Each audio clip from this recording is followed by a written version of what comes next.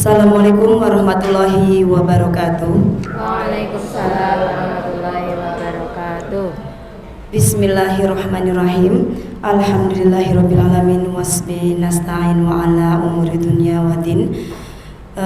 Rabbi sholli sadri wa yassirli amri wahlul 'uqdatan min lisani yafqahu qawli. Kepada Ustazah Melani Nur Hasanah selaku Kepala Sekolah SMP IT Masjid Syuhada yang terhormat, dan Ustazah, guru serta karyawan SMP IT Masjid Syuhada yang kami hormati pula. Pertama-tama marilah kita ucapkan rasa syukur kehadirat Allah Subhanahu wa Ta'ala atas limpahan nikmat dan rizkinya, sehingga kita masih diberikan kesempatan nikmat dan sehat, sehingga kita dapat berkumpul di ruangan ini untuk mengikuti acara diseminasi aksi nyata mewujudkan budaya positif. Kegiatan ini adalah salah satu tugas yang harus kami selesaikan dalam rangka pendidikan guru penggerak. Yang kedua, marilah semoga sholawat serta salam selalu tercurah kepada Nabi Agung, Nabi besar Muhammad Sallallahu Alaihi Wasallam yang telah membawa kita dari masa kegelapan ke masa yang terang benderang ini dengan Islam yang beliau sebarkan di seluruh alam. Baik, kepada Ustazah, perkenankanlah saya di sini Dini Pristiana untuk memperkenalkan rekan-rekan yang ada di sini. Pertama saya sendiri, kemudian ada Ustazah Yamidah MPD dan Ustazah Mustafirah. Insya Allah di sini kami akan menyampaikan beberapa paparan materi tentang aksi untuk mewujudkan budaya positif di lingkungan sekolah kita. Adapun susunan acaranya adalah sebagai berikut. Yang pertama adalah pembukaan, kemudian sambutan dari kepala sekolah, ada ice breaking, kemudian materi pertama nanti akan disampaikan oleh Ustazah Yamidah terkait dengan disiplin positif dan teori motivasi. Kemudian materi kedua insya Allah akan dibawakan oleh saya sendiri dengan materi keyakinan kelas dan kebutuhan dasar manusia. Dan yang terakhir, sesi ketiga adalah materi yang akan dibawakan oleh beliau Ustazah Mustafirah dengan tema 5 posisi kontrol guru dan segitiga restitusi. Baik Ustazah sekalian, untuk mengawali kegiatan pada siang menjelang sore hari ini, alangkah baiknya kita bersama-sama melafalkan basmalah. Bismillahirrahmanirrahim. Mudah-mudahan kegiatan hari ini pada siang hari ini akan membawa manfaat untuk kita semuanya. Amin amin ya rabbal alamin. Baik, untuk menghemat waktu karena sudah siang Ustazah, maka menuju acara berikutnya yaitu sambutan oleh beliau Ustazah Melani Nur Hasanah selaku Kepala Sekolah SMP IT Masjid Syuhada. Kepada beliau kami persilahkan.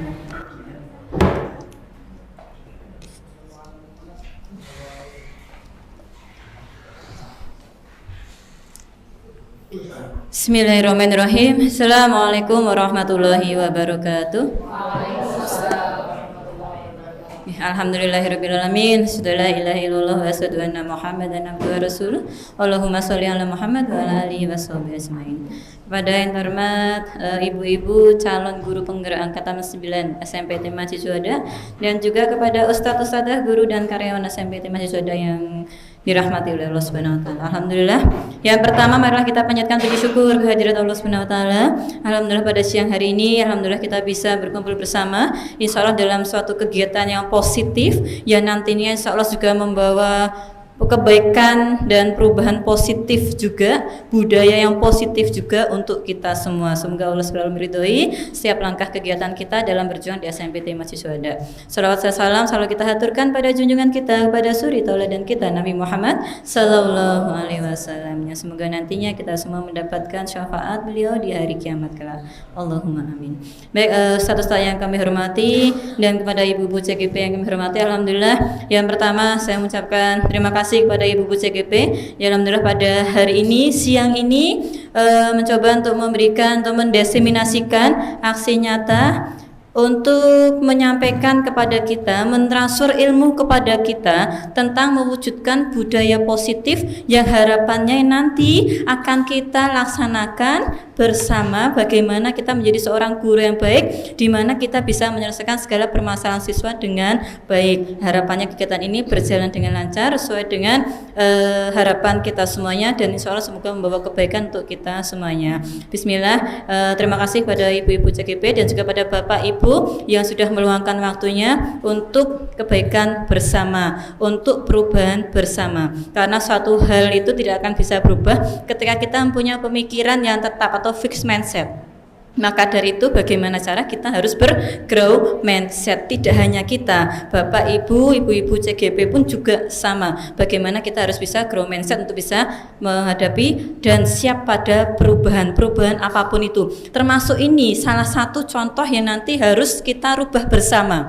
Bagaimana cara penanganan anak, budaya positif itu seperti apa? Nanti akan kita temukan jawaban bersama setelah nanti para narasumber kita ini, ibu-ibu CGP ini, Ustadzah Yamidah, Ustadzah Dini dan Ustadzah Mustafiroh yang nanti akan menyampaikan materi secara langsung kepada kita semua tentang apa itu budaya positif dan bagaimana penerapannya. Gitu nggih. Selamat mengikuti kegiatan ini, semoga berjalan dengan lancar sesuai dengan harapan kita semua. Sekian, terima kasih. Billahi taufiq wal hidayah. Assalamualaikum warahmatullahi wabarakatuh. Waalaikumsalam warahmatullahi wabarakatuh. Diucapkan terima kasih kepada Ustazah Melani Nur Hasanah atas sambutan yang telah diberikan. Insya Allah Ustadz-Ustazah semuanya kita akan belajar bersama di sini mengenai budaya positif dan bagaimanakah penerapannya kepada anak-anak kita sehingga tercipta lingkungan belajar yang kondusif dan juga menyenangkan serta aman di sekolah kita ini. Terlebih nanti budaya positif ini akan dibawa, mudah-mudahan nanti kita bisa juga mengajak orang tua agar penerapan budaya positif ini tidak hanya akan dilaksanakan atau dilakukan di lingkungan sekolah kita, tetapi juga di lingkungan rumah mereka, sehingga kebiasaan positif nanti akan menjadi budaya bagi kita semuanya, terkhusus untuk peserta didik kita. Baiklah, menuju acara berikutnya Ustadz Ustazah, mari kita langsung saja menuju tema yang pertama, yaitu tema yang akan dibawakan oleh Ustazah Yamidah, yaitu budaya positif, disiplin positif maksud kami, dan juga teori motivasi. Kepada Ustazah Hamidah kami persilahkan. Dan mungkin ini akan ada sedikit ice breaking dari beliau, begitu ya. Monggo silakan Ustazah Hamidah. Oke, bismillahirrahmanirrahim. Assalamualaikum warahmatullahi wabarakatuh. Yang saya hormati Ustadz Ustazah semuanya, Bapak Ibu karyawan SMPT Mahasiswada, alhamdulillahirrahmanirrahim. Yang jelas saya senang sekali di sini. Saya di depan bukan untuk menjadi orang yang tapi kita sama-sama belajar, karena kami pun di depan sini masih belajar. Harapannya setelah kita saling belajar, nanti kedepannya bisa kita implementasikan untuk menjadi lebih baik lagi, terutama untuk sekolah kita tercinta. Jadi kami memang punya amanah dari Kementerian. Guru penggerak itu bukan menggerakkan diri sendiri, tapi menggerakkan komunitas belajarnya. Dalam hal ini adalah komunitas kita semua adalah SMT Mahasiswada. Bagaimana mewujudkan sekolah yang nyaman untuk pembelajaran anak-anak maupun kita semua yang bekerja di SMPT Mahasiswada. Maka dari itu kami mengundang tidak hanya guru tetapi juga karyawan. Harapannya memang nanti juga ikut andil dalam mewujudkan budaya positif. Ketika menemui siswa kita yang luar biasa bisa menyikapinya. Harapan kami setelah dari ini tidak ada istilah yang kejadian itu terstruktur. Guru di kelas lapor guru piket lapor ke tatip lapor ke siswaan. Akhirnya permasalahan itu tidak segera terselesaikan, tapi hanya beruntun sampai atas. Harapan kami nanti semua yang di sini bisa langsung terlibat dalam menyelesaikan masalah yang dihadapi oleh anak didik kita. Ya, mari yang pertama peraturannya ya memang sebuah kita membiasakan kalau kita workshop ataupun seminar kita saling menghargai satu sama lainnya karena toh kita di sini memang untuk kebaikan kita semuanya, apalagi kita sebagai pendidik yang melayani siswa-siswa kita. Harapannya nanti jika mau bertanya silahkan raise hand. Kemudian kita harapan juga tepat waktu, targetnya nanti 3:30. Tapi tadi kita mulainya mundur juga nggih. Semoga nanti bisa waktu menyesuaikan dan bisa dengan perasaan gembira kita mengikutinya. Tidak ada yang merasa terpaksa nggih yang di sini? Ada yang merasa sedih? Ada terpaksa? Ya, ada. Oh, ya. Ini terutama Bapak Kesuan ini perlu tahu juga nih. Termasuk tim-timnya yang lainnya juga. Kemudian nanti silahkan kita berdiskusi di sini dalam rangka mewujudkan budaya sekolah. Coba kita mulai tenangkan hati dan pikiran. Harapannya nanti HP betul-betul bisa dikondisikan tidak sering buka HP. Kalaupun penting ya silahkan, tapi bisa di silent dan kita benar-benar fokus karena kita di sini tidak lama. Arahkan semua perhatian untuk fokus belajar. Hadirkan rasa ingin tahu, syukur dan welas asih. Sehingga kita betul-betul akan mendapatkan ilmu itu kalau kita bisa menenangkan diri dengan konsentrasi penuh. Dan yang jelas ada rasa ingin tahu. Sudah nggih? Bismillah. Tujuan kami jelas memahami konsep pendidikan menurut Ki Hajar Dewantara dihubungkan dengan konsep budaya dan lingkungan positif di sekolah yang berpihak pada murid. Warga sekolah memahami pentingnya mengetahui kebutuhan belajar dan lingkungan yang memfasilitasi seluruh individu di sekolah agar dapat meningkatkan kompetensinya secara aman dan nyaman. Jadi kita garis besarnya ini aman dan nyaman nggih.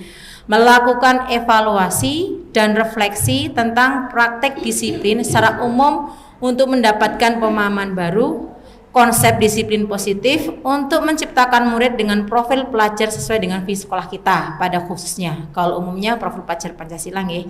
Memahami peran sebagai guru untuk membangun budaya positif dengan menerapkan konsep disiplin positif dalam berinteraksi dengan murid. Karena kita masih sering mendengar ya, hari ini saja saya luar biasa banyak sekali keluhan-keluhan yang saya terima di ruang guru ya. Semoga kita setelah belajar ini kita bisa memposisikan diri bagaimana menyikapi hal tersebut. Nanti kurang lebih yang akan kita pelajari ada 6 topik dengan pembagian tadi saya 1 dan 2, nanti 3 dengan Ustazah Dini, 5 dengan 6 Ustazah Firoh. Sekarang kita sebagai awalan dulu nih, kaitannya setuju tidak setuju karena ini erat sekali dengan sekolah kita.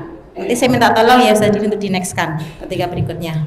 Saya sambil berdiri ya, mohon izin supaya lebih nyaman. Ini ada beberapa kalimat statement pemantik. Yang pertama, nanti boleh yang berpendapat siapa nggih resen.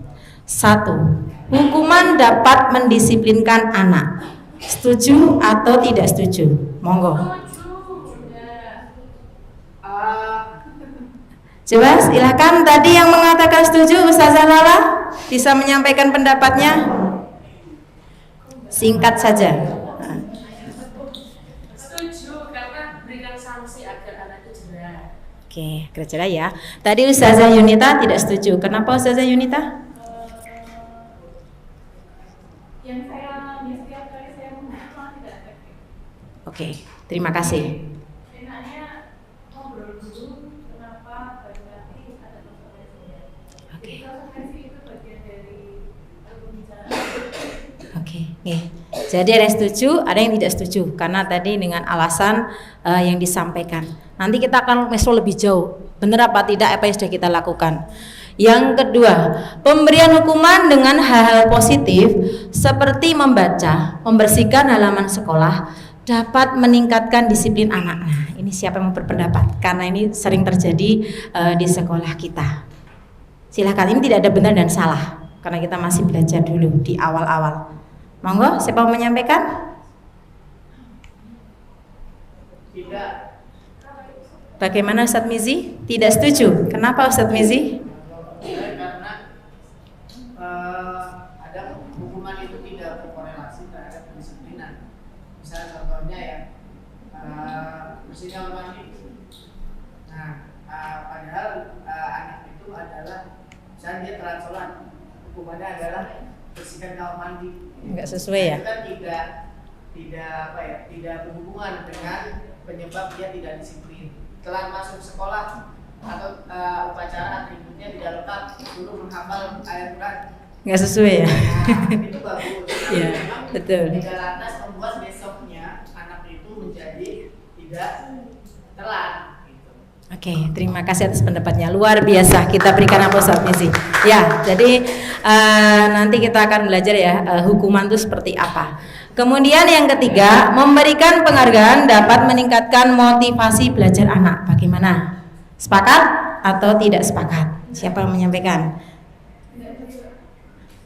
Gimana, Ustaz Yunita? Kalau saya kurang begitu, kalau sedikit ada penghargaan. Oke. Karena bisa jadi itu malah menjadi sebuah ketinggian dari ibadah. Oke, terima kasih. Alasan yang luar biasa. Oke. Nanti kita lihat lebih jauh ya. Sekarang kita akan melihat dulu. Semua dalam melakukan aktivitas pasti ada alasannya. Ya. Bagaimana kita akan melakukan perubahan itu ya, perubahan paradigma. Hal kecil dulu. Coba silahkan Ustadz Ustazah, Bapak Ibu guru membawa sesuatu, boleh kertas ataupun apapun itu, berpasangan. Nanti temannya silakan genggam benda yang berharga itu sekuat-kuatnya, dan teman yang lain itu berusaha melepaskan genggaman tangan temannya. Seperti instruksi debat di sini ya. Jadi carilah pasangan temannya. Ustadz Arif bisa dengan Ustadz Mizi. Kemudian nanti misalnya kertas, tuliskan sesuatu yang itu berharga, ataupun bisa benda juga boleh. Nah, setelah itu letakkan di salah satu tangannya, genggam sekuat-kuatnya, lawannya itu berusaha sekuatnya untuk membuka. Coba, ini dalam waktu 30 detik, silahkan. Siapa yang berhasil membuka genggaman tangannya terlebih dahulu? Ustadz Pandu dengan siapa? Silahkan cari pasangannya. Ustadz Arif dengan Ustadz Mizi. Siapa yang mau menggenggam tangannya? Sesuatu yang berharga. Kertas tadi coba, silahkan sekuat-kuatnya. Ya. 30 detik. Ada yang berhasil membuka atau tidak berhasil? 1, 2, 3. Silakan monggo. Coba. Bisa siapa yang berhasil menggoyahkan? Ayo. Atau sebaliknya tidak bisa. Ada yang berhasil? Ayo, Mbak Ning, silakan diupayakan. Mana yang bisa? Ada yang berhasil membuka? Bisa. Oke, ada yang berhasil. Dapat 1. Hitungan ketiga berakhir ya. 1, 2, 3. Selesai. Saya minta di sini yang berhasil membuka. Siapa di sini? Ustadz Agung, silakan Ustadz Agung pendapatnya. Kenapa mampu membuka genggaman tangannya Ustadz Beni? Tadi saya ngajak Ustadz Beni salaman. Ustadz Beni juga tangan. Oke, berarti di sini Ustadz Beni dengan kerelaan membuka. Ya membuka. Terus agak diremas-remas itu. Tapi saya tanya nih, di sini yang membuka tangan itu kontrolnya dari Ustadz Agung atau Ustadz Beni sendiri? Kenapa? Yang membuka tangan itu atas kehendak sendiri, Iya. atau dari paksaan dari Ustadz Agung? Ya dari saya sendiri. Oke. Terima kasih, luar biasa. Ada yang tidak berhasil membuka? Oke, Ustazah Pepi atau Ustazah kita yang berpendapat, kenapa nggak bisa mampu membuka itu? Iya, karena kalau secara kekuatan jelas kuat Ustazah kita ya. Cuma saya memiliki strategi lain, yaitu dengan menggelitik, tapi dimarahin, diancam. Jadi saya nggak berani, ya udah saya. Takut dimarahin cukup di belakang ya? Ya, mungkin kalau ada strategi lain bisa berhasil. Terima kasih semuanya, kita berikan aplaus. Jadi belajar dari ini apa yang bisa kita petik? Bahwa segala sesuatu itu yang mengontrol itu siapa? Diri kita atau orang lain? Bisa berpendapat Ustadz Beni? Karena ini poin pentingnya di sini. Oke, terkait dengan kepalan tangan ya, berarti semakin erat kita menggenggam, semakin sulit untuk melepaskan. Nah, jadi ketika konsepnya, ketika kita terpaku untuk melindungi atau kita ingin menggenggam sesuatu yang memang berharga untuk kita, maka untuk melepaskannya pun juga membutuhkan semacam tindakan untuk bagaimana melepaskannya seperti itu. Dan itu justru malah bisa menghasilkan sebuah aksi konfrontatif seperti itu menurut saya. Jadi itu gambaran kehidupan kita juga berjalan semacam itu, kecenderungan alamiah manusia. Ketika menggenggam terlalu erat atau kita ingin memiliki yang terlalu kuat, maka ketika kita terlepas benda itu, maka akan timbul beberapa perasaan yang tidak mengenakan sebenarnya seperti itu, entah caranya atau efeknya. Ya, seperti Terima itu. kasih, jawaban luar biasa. Kita berikan aplaus untuk Ustadz Beni. Jadi pendapatnya Ustadz Beni itu benar ya, bahwa kalau kita menggenggam erat kita bisa mendapatkan apa yang kita inginkan. Tapi begitu kita buka, kita tidak tahu nanti efeknya seperti apa. Tapi sebetulnya poin penting di sini yang mengontrol kita membuka dan menutup itu apakah dari orang lain atau diri kita? Yang menggenggam atau teman kita yang berusaha membuka? Kontrolnya ada di siapa? Oke, dari kita. Dari Ustadz Beni kan bisa melepas karena dipaksa Ustadz Agung atau karena menyerah langsung dibuka. Diajak salaman ya? Oh, dipaksa bergerak. Tapi ketika membuka itu kesadaran pribadi atau karena paksaan? Itu ya. Oke. Tadi kalau Ustazah kita menyampaikan dari diri kita, maksudnya bagaimana Ustazah kita? Oke, baik. Jadi mungkin ada yang seseorang yang ingin mengambil dari kita, itu hanya kita yang bisa mempertahankan. Jadi dengan cara apapun orang lain mengambil yang seharusnya hak kita, tetapi kita juga punya kontrol untuk mempertahankan juga dengan segala macam cara, seperti itu. Luar biasa, brilian. Itulah, that's the point. Itu poinnya ya, bahwa kita dalam melakukan apapun itu tuh ya karena diri kita sendiri yang mengontrol. Orang lain tidak bisa mengontrol, ya diri kita. Ketika orang lain berusaha memaksa, tapi kita sendiri punya kontrol mau ikut itu atau tidak. Jadi tergantung diri kita sendiri karena kita yang mengontrol. Terus Ustazah ini jadi itu gamenya kita ya. Nah sekarang kita akan memahami tentang perubahan paradigma teori kontrol, bahwa ilusi guru mengontrol murid. Kita kan merasa selama ini kan mengontrol murid ya, biar murid tertib, duduk rapi dan sebagainya. Itu ibaratnya nanti sebuah ilusi. Kemudian kenyataannya kan murid itu juga ada yang bisa dikontrol, ada yang juga bisa dikontrol. Kemudian ada juga bahwa ilusi kritik itu membuat orang merasa bersalah dapat menguatkan karakter. Apakah benar seperti itu atau justru sebaliknya? Kemudian bahwa semua penguatan positif efektif dan bermanfaat. Apakah demikian? Nanti kita akan belajar lebih dalam. Orang dewasa memiliki hak untuk memaksa. Jadi kita termasuk sebagai orang tua ya, kita selama ini kan karena anak tuh merasa kecil ya, kita paksa anak sesuai dengan apa yang kita harapkan. Nah, hal-hal demikian itu semuanya masih bisa dikatakan sebuah ilusi. Pandangan kita sebagai orang yang sebagai seorang guru ataupun sebagai orang tua.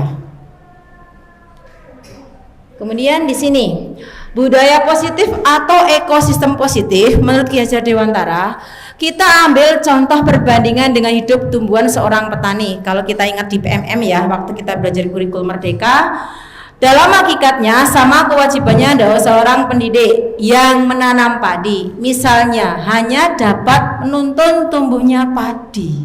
Anak itu sebagai benih padinya. Kemudian ia dapat memperbaiki kondisi tanah dalam arti kita sebagai pendidik. ya, memelihara tanaman padi, memberi pupuk dan air, membasmi ulat-ulat atau jamur yang mengganggu hidup tanaman padi dan lain sebagainya melalui proses pembelajaran. Ya, jadi harapannya kita padi itu nggak bakal bisa jadi jagung, ya dia akan jadi padi, tapi padinya itu apakah besar, bulir besar atau kecil tergantung kita sebagai pendidik dalam menanam merawat padi tadi itu. Kemudian disiplin positif, di sini ada peta konsepnya. Bahwa disiplin positif kita pahami di sini, Anda tidak bisa mengontrol orang lain, hanya Anda sendiri yang bisa mengontrol. Sepakat ya? Seperti tadi.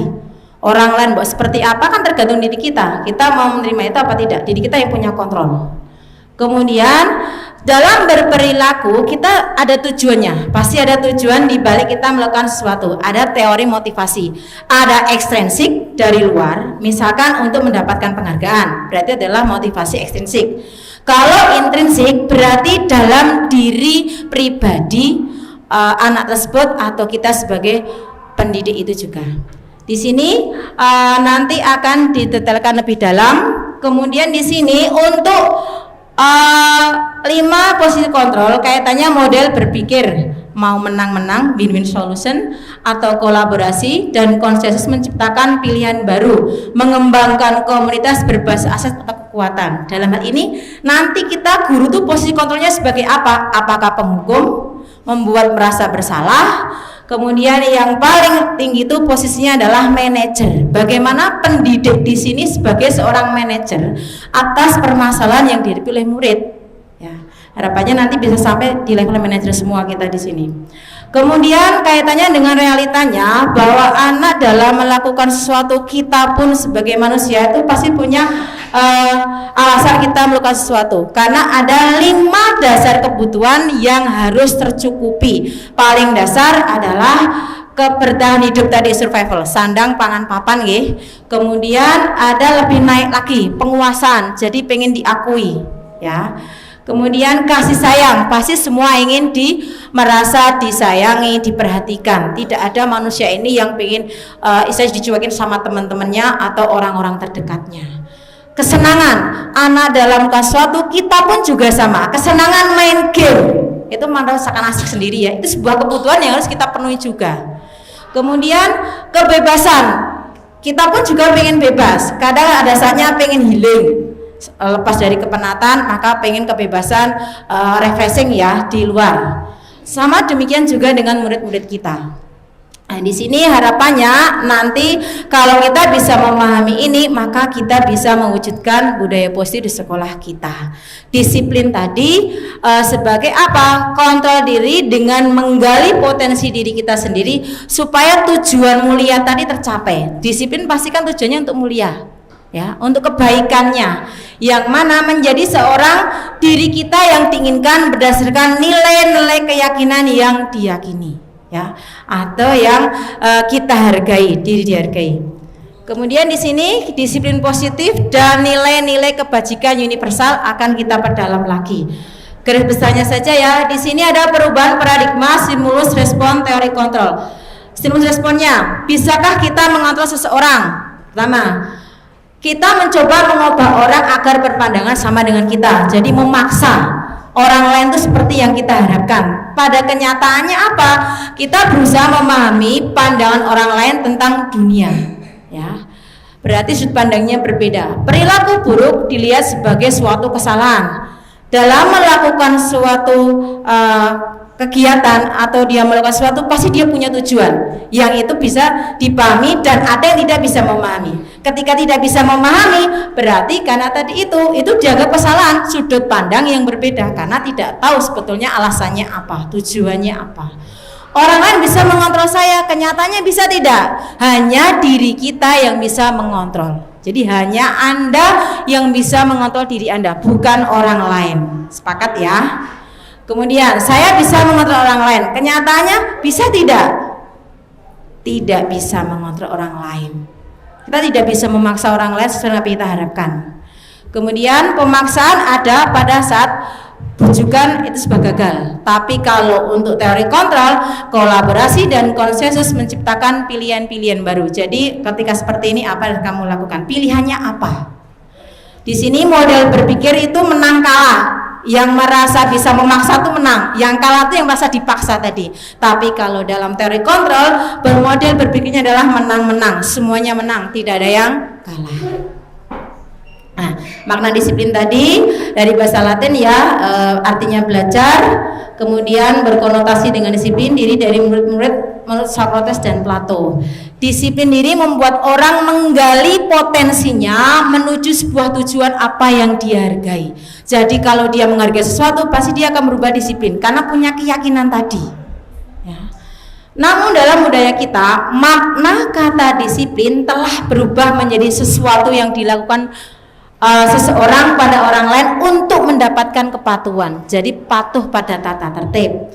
Kecenderungan umum adalah menghubungkan kata disiplin dengan ketidaknyamanan. Anak dipaksa untuk ini dan itu ternyata buat tidak nyaman. Bukan dengan apa yang kita hargai atau pencapaian suatu tujuan yang mulia. Jadi kita secara umum memahami disiplin demikian.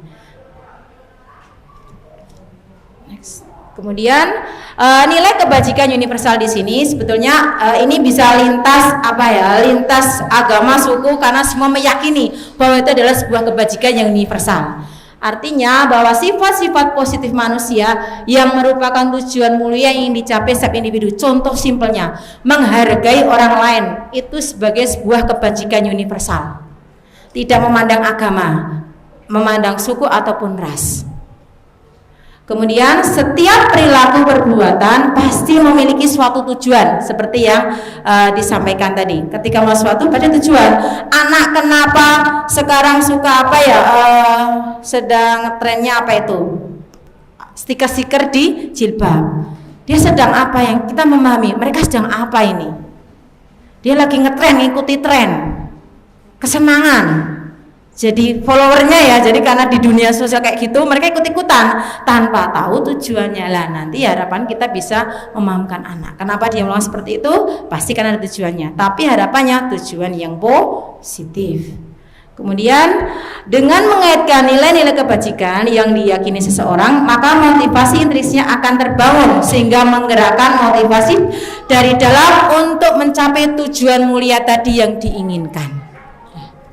Kemudian kalau yang kebajikan universal sebagai contohnya di visi pendidikan Indonesia nasional kita ada profil pelajar Pancasila. Itu harapannya anak didik kita mempunyai profil pelajar Pancasila sebagai kita warga negara Indonesia. Dan ini pasti jalan dengan kita sebagai umat muslim. Kita juga punya nilai-nilai kebajikan universal di agama kita.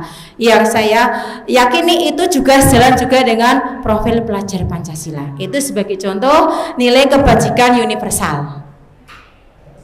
Nah, kemudian teori motivasi hukuman dan pengeksekusi saya singkat saja nggih. Di sini ada motivasi perilaku manusia, ada eksternal. Jadi eksternal itu dari luar, apakah karena menghindari hukuman atau mau mendapatkan penghargaan, berarti itu masih eksternal. Kemudian kalau tujuannya menghargai diri lah, itu yang tujuan disiplin positif.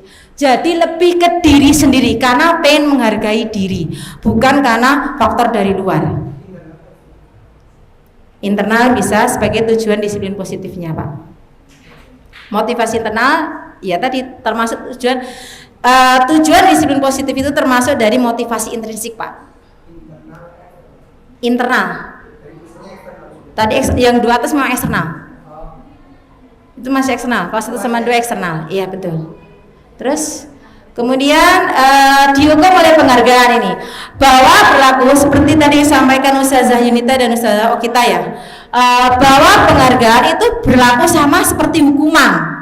Nah, dalam arti meminta atau membujuk seorang melakukan sesuatu untuk tadi apa? Supaya dia melakukan memenuhi tadi dengan tujuan untuk mendapatkan penghargaan ataupun tadi kalau menghindari hukuman kan karena hukuman tadi ya. Tapi kalau penghargaan ya alasannya apa? Sehingga dia untuk mendapatkan penghargaan. Tapi kalau ini terus menerus jadi anak itu hanya akan melakukan ketika dapat penghargaan. Kalau nggak dapat penghargaan dia tidak akan melakukan.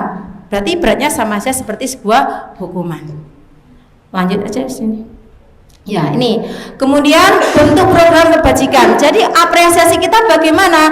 Di sini yang ditekankan itu lebih ke proses dan bisa bergantian, karena nanti kalau satu diberi penghargaan, yang satunya tidak, akibatnya timbul kecemburuan dan ini menyebabkan hubungan yang tidak baik. Kemudian lebih spesial, harapannya itu sebagai apresiasi kita sebagai guru, anak juga akan senang. Dan itu juga konsisten. Ya. Lanjut. Nah di sini pengakuan apresiasi atau kebajikan sehari-hari yang mudah itu seperti yang ditunjukkan di sini. Ketika kita melihat anak ini misal menolong temannya, berarti itu sebagai apa? Rasa empati yang besar sekali. Kemudian kalau saya menghargai, berarti dia peduli dengan orang lain. Kemudian terima kasih, berarti ada rasa tanggung jawab. Setelah meminjam, berarti kita ucapkan terima kasih. Lanjut. Di sinilah, ini kita pengen lihat ini hukuman atau konsekuensi. Mencatat 100.000 kali itu hukuman atau konsekuensi? Hukuman. Yang lain sudah biru. Hukuman atau konsekuensi? Sudah ya? Next terus. Lari di lapangan basket 2 kali. Hukuman? Push up karena dia saja tidak menggunakan masker sekolah. Hukuman atau konsekuensi? Ada yang hukuman, ada konsekuensi. Yang bermana ini? Nanti kita lihat ya. Menggantikan kertas tugas teman yang telah dicoret-coret. Luar biasa, sependapat ini konsekuensi. Membersihkan tumpahan di meja tulis, konsekuensi. Meminta murid tidak mengenakan sepatu seharian di sekolah karena tidak menggunakan sepatu hitam. Itu apa? Oh. Ada yang konsekuensi? Nah, oke, ada yang konsekuensi hukuman. Kemudian terakhir, lari mengelilingi lapangan basket 2 kali karena terlambat 10 menit olahraga. Nah, coba kita lihat. Hukuman atau konsekuensi? Hukumannya ada 1, 2, 3, 4, 5. Konsekuensinya ada 3. Konsekuensinya bisa deh, hukumannya 4, konsekuensinya 3. Bedanya apa? Kalau hukuman itu kan satu arah ya. Jadi kamu harus begini begitu. Itu kan satu arah. Tapi kalau kan konsekuensi berarti ada kesepakatan dulu. Nah, misalkan terlambat 10 menit tadi mengelilingi, itu berarti ada konsekuensi yang mana itu 2 arah. Sebelumnya pasti ada kesepakatan. Kalau langsung serta-merta dipaksa hanya satu arah, berarti itu hukuman. Bedanya di situ. Kemudian lanjut, nah ini hukuman, konsekuensi, restitusi. Garis besarnya hukuman tadi satu arah, kalau konsekuensi itu 2 arah atas kesepakatan, tapi kalau restitusi itu nanti adalah sebuah apa ya, istilahnya kesepakatan bersama tapi atas motivasi intrinsnya lebih kuat. Dia mempunyai pilihan. Ya, itu nanti di restitusi yang akan didetailkan oleh di materi selanjutnya lagi ya.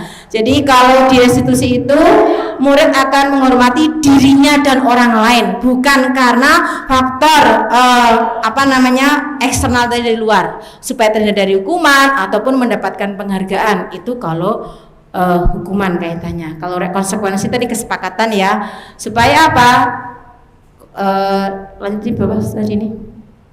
Murid anak menghormati peraturan saja, itu konsekuensi.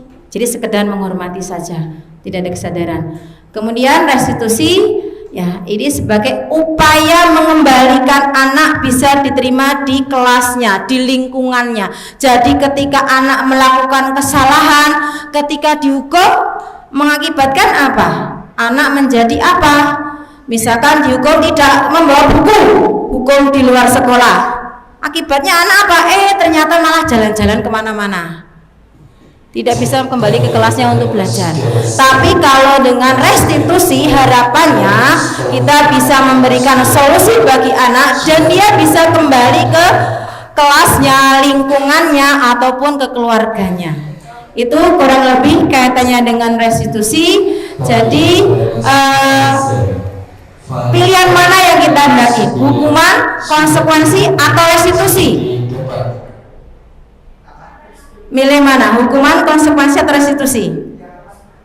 Kan ada 3 ya, hukuman, konsekuensi, restitusi. Kalau hukuman itu satu arah, konsekuensi itu 2 arah, tapi kalau restitusi itu sebuah upaya menyelesaikan masalah yang mana harapannya anak itu bisa kembali ke keluarganya, lingkungan belajarnya, sehingga dia tetap bisa kembali ke komunitasnya, diterima oleh teman-teman yang lainnya. Setelah dia menyelesaikan permasalahannya dari motivasi diri sendiri, bukan karena paksaan orang lain ataupun karena ketaatan dari mematuhi peraturan seperti yang dikonsekuensi. Itu dari saya materinya terkait dengan disiplin positif, termasuk hukuman, konsekuensi maupun restitusi. Nanti akan detailkan oleh teman saya. Dari saya mungkin ada yang kurang jelas, boleh satu saja yang menanyakan berdiskusi. Monggo Ustaz Fuadi.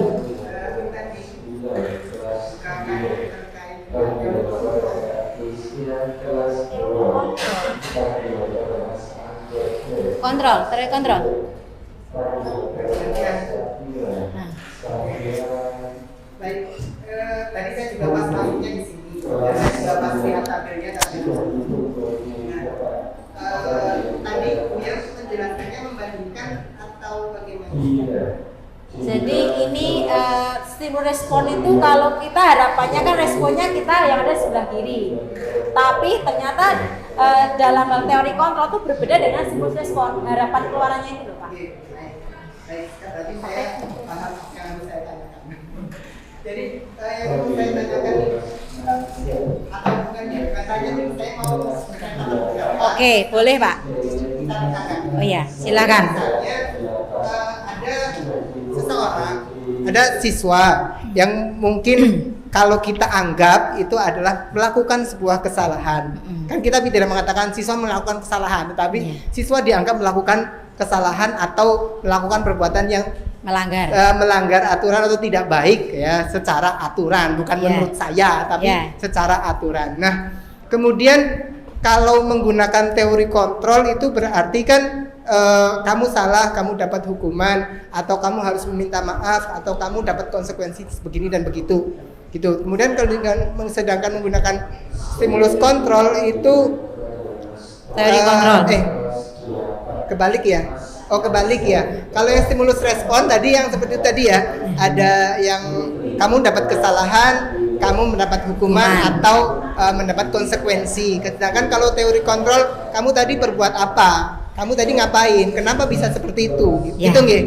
Nah, itu sih keduanya menurut saya itu adalah sama-sama positif, tetapi tidak bisa diambiah uyah untuk semua perbuatan, mungkin seperti itu. Jadi mungkin kalau misalnya perbuatan kesalahannya itu adalah relatif bisa diajak komunikasi, maka kita bisa gunakan teori kontrol. Tetapi kalau yang misalnya itu yang destruktif gitu ya, kejadiannya destruktif, maka kita bisa langsung gunakan stimulus respon. Misalnya mengganggu temannya sampai menangis atau sampai rusak bajunya atau apalah ya, kita gunakan stimulus respon dong itu. Meskipun nanti ada tahapan lain teori kontrolnya, kenapa kamu melakukan itu, tetapi kan harus ada tambahan kayak konsekuensi ataupun hukuman.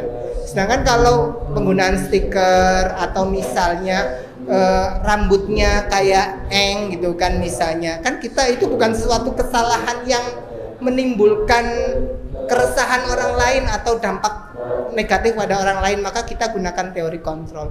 Jadi kita lebih menyikapi terhadap dia dampaknya itu kepada orang lain atau tidak, berdampak terhadap orang lain atau tidak. Kalau berdampaknya kepada orang lain dan itu bersifat destruktif, maka kita gunakan stimulus respon. Begitu. Terima kasih. Minta ditanggapi gitu. Terima kasih. Jadi nanti kita akan belajar mendalam lagi. Yang jelas kira-kira gini Pak. Di sini guru tuh punya posisi kontrol. Ketika kita menghadapi anak dalam arti yang bermasalah tadi ya, entah itu kegiatannya mengganggu temannya atau dirinya sendiri yang kita anggap tidak sebuah pelanggaran, maka posisikan kita nanti ada di mana. Kita punya 5 posisi kontrol Pak. ada penghukum merasa bersalah, kemudian ada juga pemantau, ada juga manajer. Nah, harapannya kita akan berpikir posisi mana yang terbaik akan kita pilih. Kalau kejadian seperti ini, apa yang akan kita lakukan? Posisi tadi akan mempengaruhi psikologis anak. Ketika kita menghukum itu jangka pendek, tapi jangka panjangnya itu lebih luar biasa.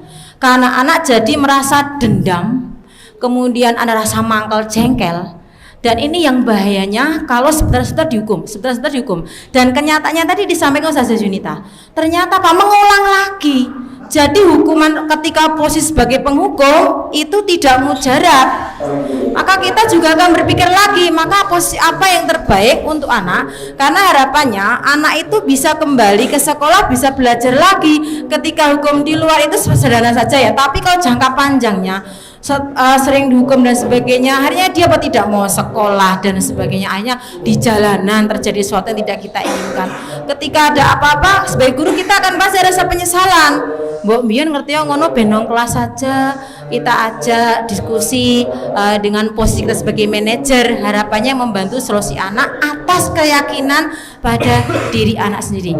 Kita meyakini anak ataupun kita sebagai orang tua pasti punya nilai value rasa manusia menjadi baik, tidak ada rasa yang pengen menjadi tidak baik.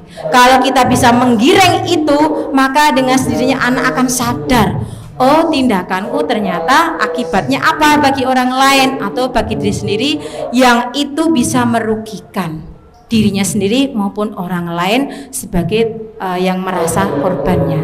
Jadi harapannya di sini kita akan lebih belajar lagi mendalam terkait posisi kontrolnya. Itu saja dari saya Ustadz Wadi, nanti akan diperdalam oleh teman saya. Karena waktu, mohon maaf, saya tidak bisa panjang lebar di depan, gantian dengan teman saya yang lain. Sekian dari saya, mohon maaf atas kekurangan dari saya. Wabillahi taufiq wal hidayah.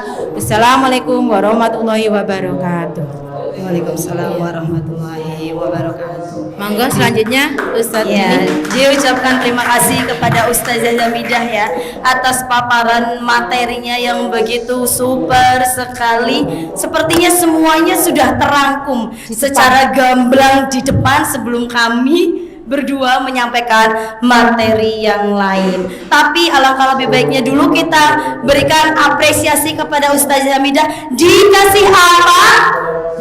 Wow, keren ya.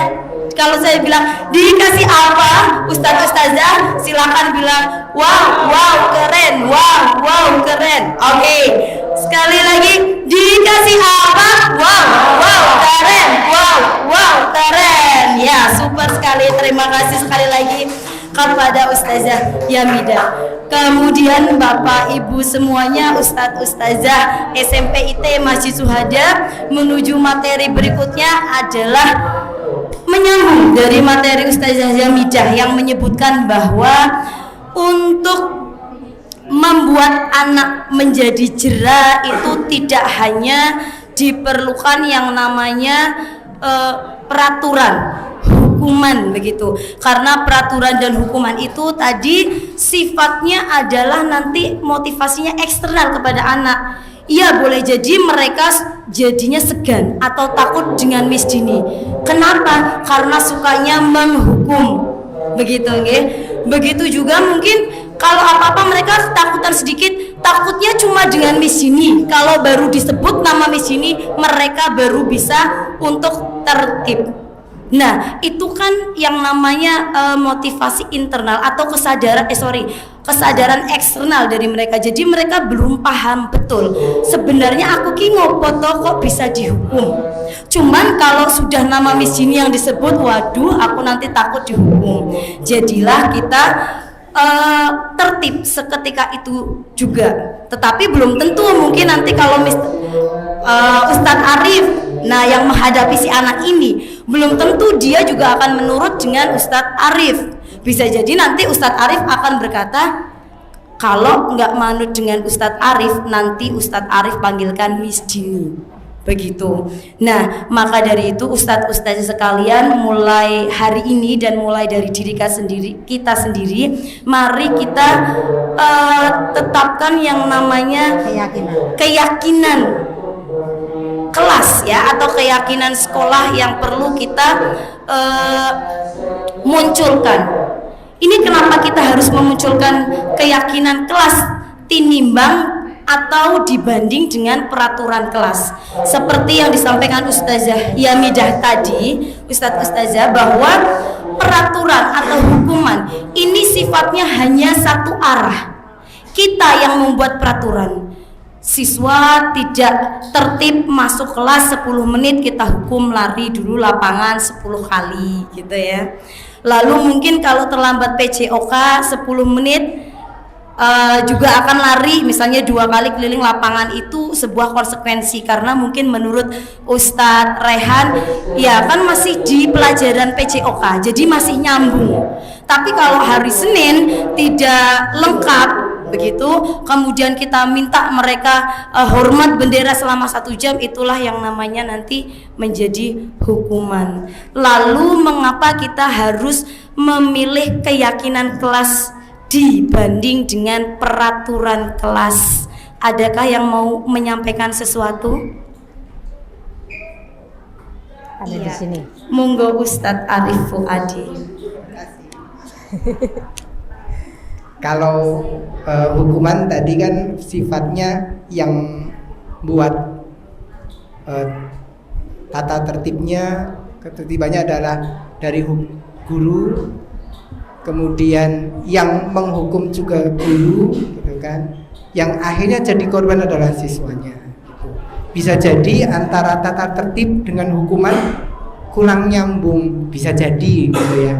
Misal terlambat, hukumannya menghafalkan hadis atau ayat Al-Quran. Menurut saya sih nggak nyambung, menurut saya itu ya.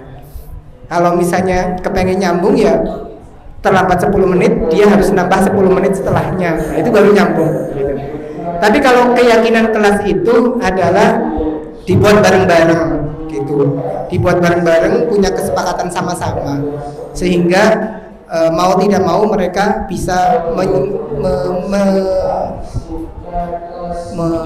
menyadari, kemudian melaksanakan apa yang menjadi tata tertib yang sebagai kesepakatan yang menjadi tata tertib di kelas tersebut gitu. Jadi hukuman ya mereka buat sendiri, mereka sepakati sendiri gitu, sehingga mereka tidak lagi menjadi korban.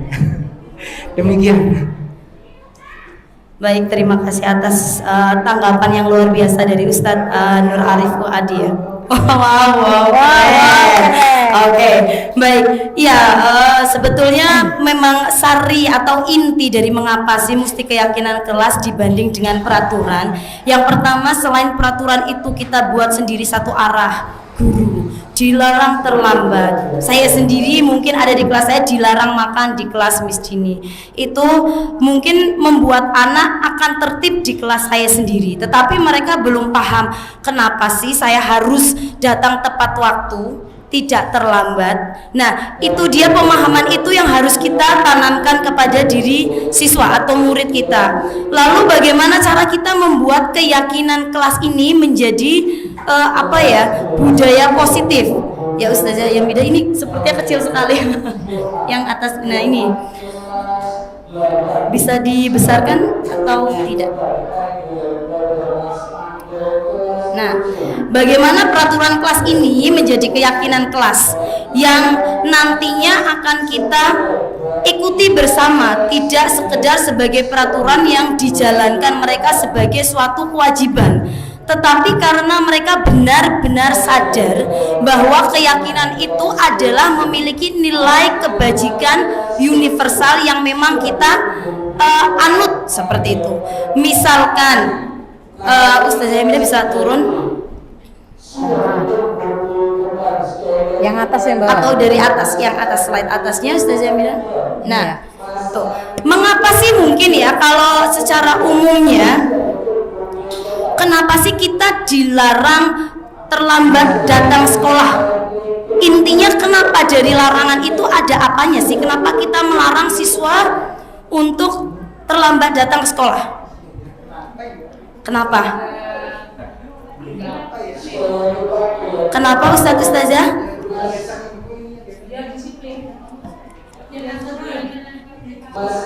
tertib aturan. Kenapa aturan sekolah itu dibuat seperti itu, Ustazah Melani? Ya, namanya setiap instansi kan pasti suatu ada aturan ya, dan aturan itu dan pasti itu harus wajiban kita ketika di instansi itu berarti harus diikuti, diindahkan. Nah, makanya kita buat peraturan jam 7 anak-anak sudah harus ada di sekolah. Kenapa kalau nggak kita buat aturan jam 7 harus di sekolah, nanti bisa jadi anak 7.30 baru datang, jam 8 baru datang. Ya pada akhirnya kondisi pembelajaran jadi tidak tercapai maksimal, jadi tidak kondusif seperti itu. Jadi memang ada aturan itu yang harusnya ditegakkan. Begitu. Baik, terima kasih banyak atas paparan langsung dari Ustazah Melani selaku Kepala Sekolah SMP IT Masjid Syuhada.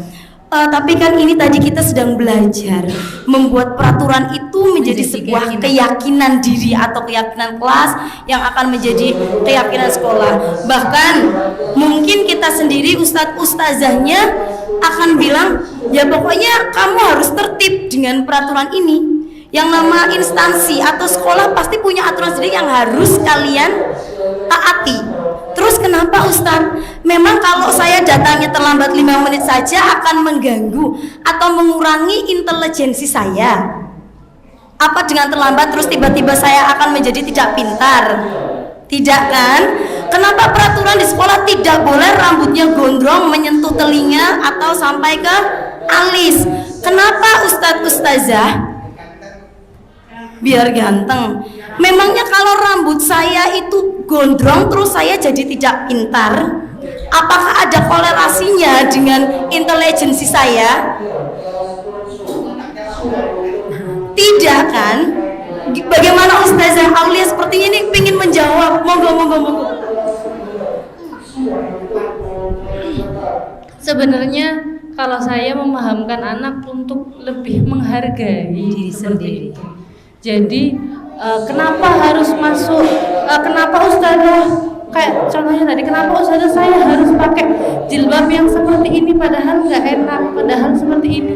Ya untuk menghargai. Nak kalian masuk sekolah ini ada peraturan, hargailah sekolah, hargailah guru yang masuk jam 7, hargailah guru yang sudah mempersiapkan pembelajaran, hargailah guru kalian yang jauh-jauh dari Bantul pojok gitu. Jadi mengajarkan anak untuk menghargai peraturan yang ada agar mereka keluar dari sekolah nanti mereka mungkin jadi pemimpin pun bisa memberikan peraturan yang juga bermanfaat gitu. Intinya saling skill anak kan juga bukan di pengetahuan doang, tetapi mereka punya rasa menghargai. Oh, kalau di kereta api harusnya tidak boleh merokok nih. Saya menghargai peraturan itu, saya tidak merokok di sini. Oh, kalau naik bis harusnya yang didahulukan adalah wanita hamil. Saya menghargai peraturan ini, jadi dia otomatis akan dihargai juga oleh orang lain seperti itu. Wow, super sekali. Dikasih apa? Wow, keren. Wow, keren. Super sekali jawabannya Ustazah Aulia. Betul sekali. Saya sepakat ya dengan nilai kebajikan universal yang diambil oleh Ustazah Aulia ini tadi.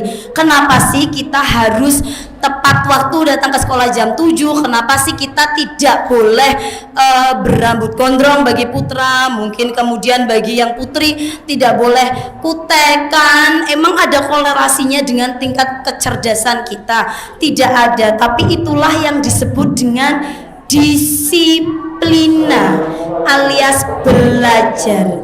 Belajar apa? Menghargai diri sendiri. Itulah motivasi intrinsik yang perlu kita munculkan dari diri anak dan diri kita sendiri, bukan karena motivasi eksternal yang tadi disampaikan oleh Ustazah Yamidah ya. Kenapa sih saya harus jam 7 ngebut sampai ngepot-ngepot, bahkan kalau udah mepet motor tak tinggal tanpa saya matikan lari? Apakah saya takut ditegur oleh Ustazah Melani? Apakah saya takut nanti di ranking jadi ranking pertama? paling rajin gitu nggih. Nah itu kan masih motivasi eksternal dari luar. Saya nggak mau dong, saya udah capek-capek dari Kalasan sana sampai kota Jogja sini ngebut ngepot masih juga kena potongan. Ya, itu namanya masih motivasi eksternal. Bahwa motivasi saya itu ingin mendapatkan misalnya kenyamanan diri saya sendiri, daripada aku nanti sama Ustazah Melani dilirik, mending aku tidak usah sampai terlambat misalnya. Itu masih motivasi eksternal. Tetapi yang kita butuhkan adalah memunculkan motivasi intrinsik, seperti yang disebutkan oleh Ustazah Aulia, bahwa kita ingin menghargai. Siapa yang dihargai? Terutama tentu saja diri kita sendiri dulu, begitu. Setelah kita menjadi agen perubahan terhadap diri kita sendiri dulu, saya yakin nanti siswa-siswi atau anak-anak kita akan melihat itu menjadi suatu budaya yang positif. Mereka akan secara tidak sadar meniru hal tersebut. Tidak akan mereka bertanya, kenapa sih wong ya aku rambutnya ganteng kalau gondrong misalnya gitu. Nah kan kita tidak boleh, kan peraturan sekolah mesti begitu. Anak sepertinya tidak paham, makanya kita akan ngomong bicara sampai berbusa-busa pun besok akan diulangi lagi. Kalau tidak ada razia ya rambutnya gondrong dulu, aman. Begitu, karena masih menghindari hukuman itu tadi, motivasinya dari dalam. Boleh Ustaz berangkat sekolah pagi-pagi benar, misal jam 6:15, itu bukan karena kepengen dapat hadiah dari Bume ataupun dari apa, tapi gara-gara di rumah nggak ada kerjaan. Ternyata datang ke sekolahnya gasik, bukan apa-apa sih, gabut begitu. Iya, nah itu juga masih motivasi intrinsik apa dari luar ini, eksternal apa intrinsik ini? Ada yang bisa menanggapi? Betul. Aktivitas kan akhirnya mencari aktivitas. Mungkin kalau Pak Fuadi mungkin ini ya lebih senang dengan aktivitas yang ada orangnya mungkin. Enggak juga. Oh, enggak ada orang juga. Iya, jadi mungkin untuk Ustadz Fuadi perlu menemukan motivasi internal, intrinsik atau motivasi eksternal, begitu. Nah mudah-mudahan setelah ini saya sendiri juga yang masih suka tergesa-gesa, ngebut. Masya Allah, betul sekali, super sekali. Asalkan, tapi masih ada unsur eksternalnya deh, daripada mending mengerjakan tugas yang diberikan belum terselesaikan, begitu nggih. Nah ini mungkin yang memang sulit nggih Ustadz-ustazah untuk menemukan motivasi secara intrinsik. Bahkan saya sendiri pun kadang-kadang juga masih ada embel-embelnya di luar sana. Nah menemukan kebajikan-kebajikan universal seperti ini atau keyakinan kelas ini, saya kira di kelas juga butuh, kita sendiri bahkan lebih membutuhkan bagi saya. Jadi monggo Ustadz-ustazah terutama wali kelas, kita bisa melihat peraturan-peraturan yang ada di kelas kita, kemudian kita kembangkan menjadi keyakinan kelas. Apa sih, kenapa sih kita harus begini?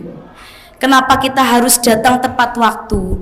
Kenapa kita tidak boleh berrambut gondrong mungkin untuk yang putra? Tidak boleh bermake up tebal di sekolah untuk yang putri, misalnya seperti itu.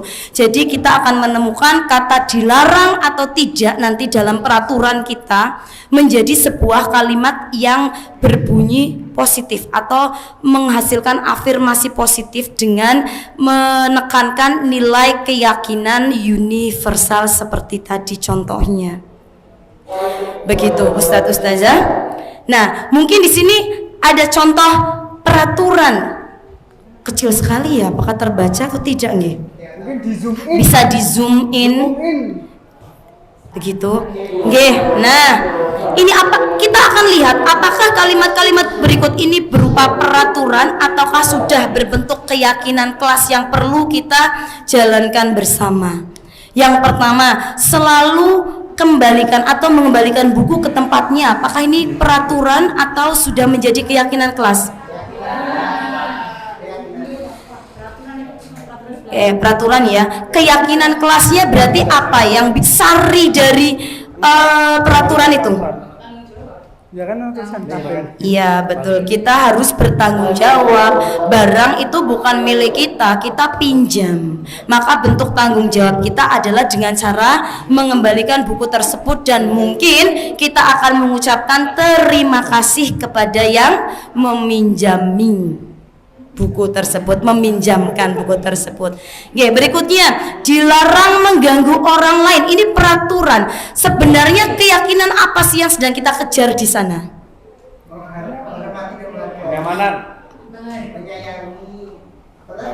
Menyayangi, betul ya, menghargai, begitu ya. Jadi ya tidak perlu mengganggu orang lain, karena orang lain nanti kalau diganggu bisa merasa tidak nyaman. Iya. Lama-lama curhat. Baik, boleh lanjut ya. Baik, kemudian mungkin dan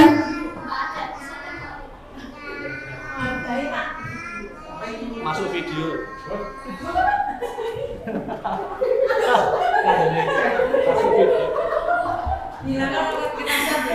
Oke, baik, saya bingung suara apa tadi, saya mencari sumber suaranya.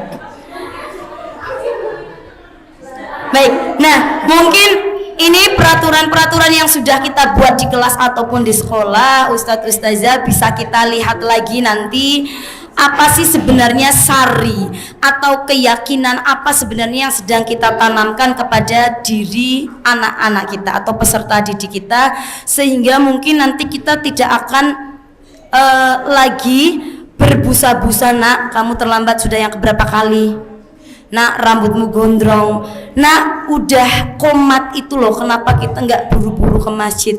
Mungkin itu adalah tujuan kita nanti bersama. Tidak akan mudah, saya yakin memang iya, cuman alangkah lebih baiknya kalau kita mulai sedini mungkin dari diri kita sendiri. Ya memang mungkin kalau misalnya sudah mau ke masjid ternyata tadi siswanya yang tadi sudah keluar kelas melihat ustadz ustazahnya keluar kelas, mereka balik lagi. Banyak sekali saya menemukan seperti itu. Tapi insya Allah dengan kita berkolaborasi bersama, membangun kepercayaan dan saling mengingatkan antara sesama teman rekat sejawat, kemudian siswa juga kita, nanti kita bisa mengkomunikasikan dengan orang tua. Bahkan keyakinan positif ini tidak hanya kita lakukan di sekolah, tapi meminta orang tua di rumah juga konsekuen dan konsisten mengajarkan keyakinan yang sudah kita yakini bersama-sama. Begitu, ini tentang keyakinan positif Ustadz Ustazah. Dan untuk materi berikutnya saya menyambung untuk kebutuhan dasar manusia atau 5 kebutuhan dasar manusia. Tadi juga sudah sempat disampaikan oleh Ustazah Yamidah bahwa kita sendiri pun anak-anak melakukan sesuatu itu sebenarnya tidaklah tanpa sebab. Jadi alih-alih kita langsung menghukum mereka, kita bisa terlebih dahulu menanyakan alasannya.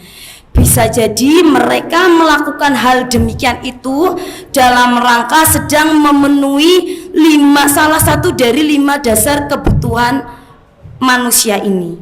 Yang kebutuhan yang pertama kalau bisa dibaca itu adalah kebutuhan bertahan hidup.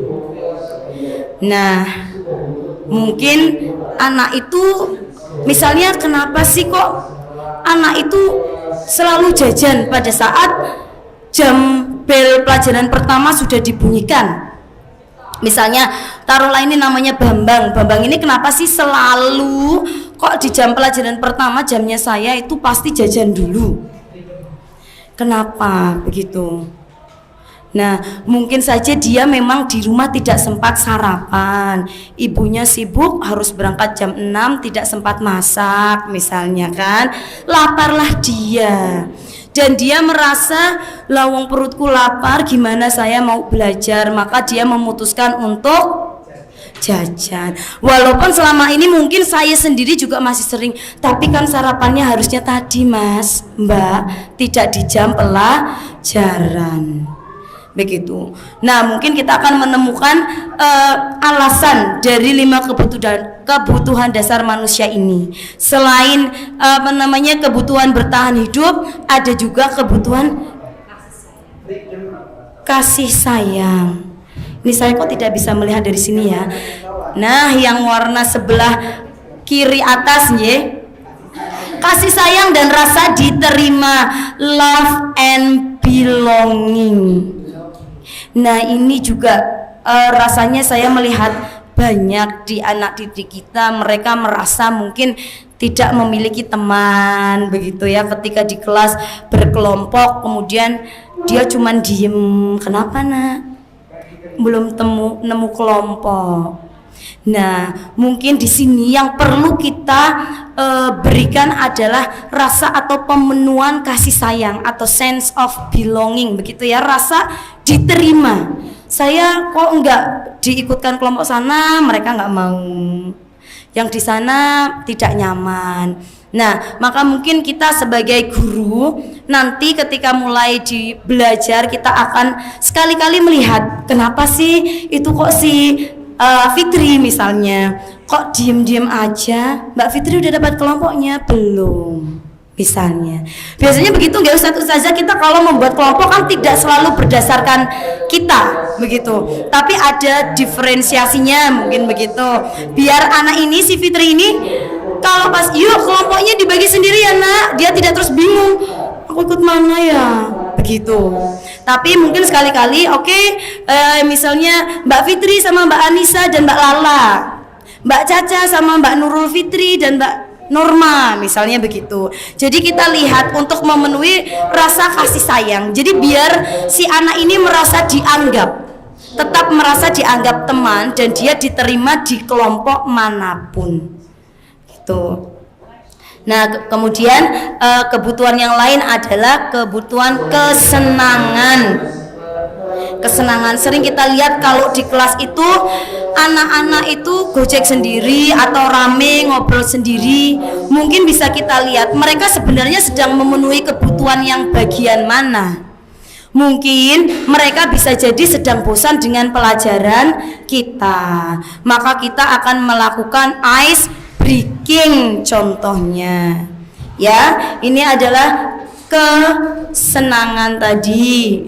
Jadi dia ngusilin temannya belum tentu memang dia yang kita sebut nakal begitu ya. Mereka senang aja colek-colek. Nanti kalau cowok colek sini, satu lagi colek, lama-lama tapuk-tapukan, gelut betulan. Sebenarnya mereka tuh sedang ngapain sih? Ya senang aja Miss, iseng biar mendapat kesenangan. Bisa juga dia sedang memenuhi kebutuhannya tentang yang hijau itu Bu Yamida, Ustazah Yamida, kebebasan atau freedom begitu. Atau mungkin mereka sedang pingin menunjukkan apa yang dia mampu, self esteem kayak gitu katanya ya, penguasaan. Dia bisa melakukan sesuatu itu bisa diakui oleh temannya. Loh saya bisa loh presentasi di sini. Mereka kemudian merasa bangga, bahagia karena pemenuhan rasa mereka diakui kebisaannya, skillnya begitu. Jadi apa sih? Mungkin kalau saya nakalin Ustadz Hanif, dia jadi takut ke saya. Nah, saya merasa puas karena saya merasa, saya punya power begitu. Nah, ada kalanya kita harus menelisik 5 kebutuhan manusia ini, Ustazah, sebelum kita bisa menghukum atau memberikan judging kepada anak kita sendiri. Nah, ini saya di sini juga bukan untuk menggurui rekan-rekan sejawat semuanya, tetapi mengingatkan diri saya sendiri juga. Marilah kita bersama-sama melihat anak-anak dan rekan-rekan kita itu dari sudut pandang yang berbeda. Kita lihat mungkin mereka atau anak-anak ini sedang membutuhkan sesuatu dan kita bisa membantu mereka untuk menjadikan suasana atau lingkungan sekolah ini menjadi kondusif, menyenangkan dan nyaman untuk anak-anak kita. Begitu, oke, monggo Ustadz Hanif. Pertanyaan saya, apakah jika kebutuhan dasar manusia yang jenengan sampaikan di presentasi ini terpenuhi, anak-anak kita terpenuhi kebutuhan dasar semua ini, apakah bisa dipastikan pembelajaran di kelas itu bisa kondusif? Saya berani menjawab dengan pasti, Ustadz. Insya Allah, karena kalau mereka datang ke sekolah dengan rasa bahagia, pemenuhan kebutuhan mereka sudah tercukupi, mereka sudah makan, mereka sudah bahagia, mereka sudah dihargai atas apa yang dia bisa lakukan, maka insya Allah anak ini tidak akan berulah di kelas. Seperti yang tadi saya contohkan kan, misalnya saya usilkan jenengan, itu saya sedang memenuhi bahwa saya pengen ditakuti. Tapi kalau memang dia sudah disegani, disayangi, diajak oleh teman, diikut sertakan, pasti mereka sudah akan bahagia. Mungkin bisa kita lihat teman-teman atau anak-anak yang tidak pernah bermasalah itu mereka pasti bahagia, anaknya cheerful, karena mereka sudah mendapatkan pemenuhan dari apa yang mereka butuhkan. Begitu Ustadz Hanif. Pasti dibalik suatu masalah yang dilakukan anak atau problem yang anak bawa itu pasti ada alasannya. Begitu. Oke, untuk kebutuhan dasar yang jenengan sampaikan di sini, apakah memang harus terpenuhi sebelum proses pembelajaran, atau ini boleh dipenuhi saat proses pembelajaran? Tentu saja boleh dipenuhi pada saat pembelajaran. Seperti tadi ada anak yang usil karena ternyata kenapa sih? Oh, dia bosan dengan pembelajaran saya. Maka kita lakukan ice breaking biar anak tidak bosan. Atau mungkin kita bisa ya memberikan, wah hebat Mas Hanif bisa menyelesaikan PR-nya tepat waktu. Mereka sudah merasa senang, bangga, diakui kemampuannya. Begitu. Mungkin kalau anak lapar, oh ya boleh. Kalau mau makan dulu silahkan Mas Hanif. Kalau sudah kenyang pasti dia tidak akan keluyuran lagi mencari misalnya makanan di kantin atau kemana-mana. Begitu, yang saya rasa seperti itu. Tapi kalau apakah kita bisa memenuhi semuanya? Tentu saja tidak, Ustadz. Karena ada orang tua di balik murid kita. Maka dari itu ya saya menyampaikan di awal bahwa ini memerlukan kolaborasi. Bukan hanya kita, rekan-rekan guru dan seluruh sivitas sekolah, tetapi juga orang tua. Karena saya pikir salah satu dari kebutuhan dasar yang ada di layar adalah kebebasan. Ya, kita tahu bahwa kebebasan itu bisa jadi bersinggungan dengan aturan, ya kan? Bersinggungan dengan aturan. Sedangkan kebutuhan dasar ini harus dipenuhi, gitu loh. Nah, apa yang harus didahulukan kemudian? Karena ini harus terpenuhi nih kebutuhan dasar manusia nih, freedom nih, gitu kan. Di sisi lain, oh sekolah itu punya aturan, kelas itu punya aturan. Nah itu bagaimana? Betul. Betul Ustadz Hanif. Nah, kebebasan di sini juga suatu kebutuhan dasar manusia. Tetapi kebebasan yang dimaksud di sini bukan bebas melakukan apa yang kita mau. Kebebasan yang di sini bisa juga disebut dengan kemandirian, bahwa dia mampu memimpin dirinya sendiri. Tentu saja kebebasan kita akan dibatasi oleh kebebasan orang lain. Itu yang harus kita pahamkan ke mereka. Nah, kebebasan ini kalau saya menyampaikan ke anak saya, kalau kamu Mas, Mbak, tidak mau selalu dibilang kamu kok terlambat terus, kamu kok tidak tertib, kamu kok nggak pernah ngerjain PR, maka kalian harus memimpin diri kalian dulu untuk menjadi orang yang bebas. Orang yang bebas itu kan orang yang tidak diatur, maka dia harus memiliki tanggung jawab terhadap dirinya sendiri. Bagaimana nih biar saya tidak diatur orang lain? Begitu Ustadz Hanif. Jadi bisa dibilang di sini kebebasan di sini bukan kebebasan suka-suka kamu melakukan sesuatu, tetapi adalah kebebasan kita dalam menjalankan budaya positif. Disiplin positif itu tadi belajar. dan terus belajar. Begitu Ustaz Hanif. Oke, terima kasih atas penjelasannya, karena memang saya agak khawatir ketika memang anak-anak kita diberikan pemahaman tentang freedom ini, karena kata-kata kebebasan itu bisa diartikan liar gitu loh. Maksud saya bisa diartikan seimajinatif anak-anak kita. Mungkin kalau yang lain kasih sayang, rasa diterima, apa itu namanya? Nah, itu ya, bertahan hidup. Nah, cuman saya menyoroti istilah sebenarnya. Saya pikir kalau ini pendapat saya sebenarnya, kebebasan bahkan kekuasaan gitu kan, secara istilah kok sepertinya ya. Betul, seperti istilah merdeka belajar begitu. Ya, memang ketika memang merdeka bebas maunya sendiri, tapi kan di sini merdeka itu artinya mandiri. Ya. Mandiri, bebas memimpin dirinya sendiri dengan kemandirian yang mereka miliki. Ya. Gitu. Ya, ini kan teori, jadi kita.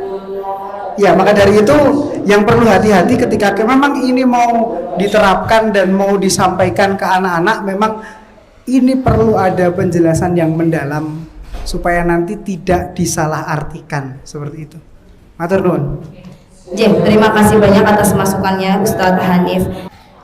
Ya, untuk materi tentang keyakinan kelas dan 5 kebutuhan manusia mungkin akan bisa kita sambung di belakang layar. Boleh sekali kita ngobrol atau diskusi bersama, karena mengingat waktunya yang terbatas dan ini sudah mulai sore, maka materi berikutnya akan disampaikan oleh beliau Ustazah Mustaghfirah dengan materi 5 kontrol guru, 5 posisi kontrol guru dan juga segitiga restitusi. Kepada Ustazah Mustaghfirah kami persilahkan untuk menyampaikan materi berikutnya. Ya, bismillahirrahmanirrahim. Terima kasih teman-teman, luar biasa sekali. Ini langsung menyambung ya untuk pembicaraan saya. Sebelumnya saya sampaikan di sini adalah saya secara pribadi dan teman-teman. Di sini aksi nyatanya adalah mendiseminasikan. Jadi apa yang kami ketahui sebenarnya tidak sedalam apapun, karena yang kami pelajari itu hanya sedikit, gitu kan. Sama seperti yang sudah saya sampaikan ke PP saya, khususnya di PI itu saya menyatakan kerepotannya di mana Bu Firoh untuk mengatasi persoalan yang ada. Saya kerepotannya dibenturkan dengan semua persoalan di sekolah, saya belum bisa mensinkronkan dengan yang saya pahami. Maka teman-teman kami yang luar biasa sekali, saya tidak bisa menjelaskan seperti itu gitu, dengan bahasa beliau yang sangat luar biasa. Tadi Bu Yamidah sudah merangkum sebenarnya semua persoalan, tapi memang saya nanti lebih sederhana ya. Saya juga menyampaikan ke PP saya, Ibu, bagaimana teman-teman kami itu lebih luar biasa dari saya pemahamannya. Padahal dari teman-teman yang fresh grade itu sudah mendapat materi ini. Padahal saya baru berapa hari belajar di PP dengan sepengetahuan ini. Pada waktu saya mengikuti eksplorasi pemahaman ini, jujur saya tidak memahami apapun dengan bahasa restitusi, nilai-nilai kebajikan. Teman-teman sama di sini tadi diterangkan nilai-nilai kebajikan pun mungkin krik-krik gitu ya. Ya enggak sih? Saya pertama jujur dengan bahasa restitusi itu apa, saya baca berulang-ulang, baru memahami itu di saat saya praktek dengan Yusuf. Paham dengan apa arti kata restitusi itu.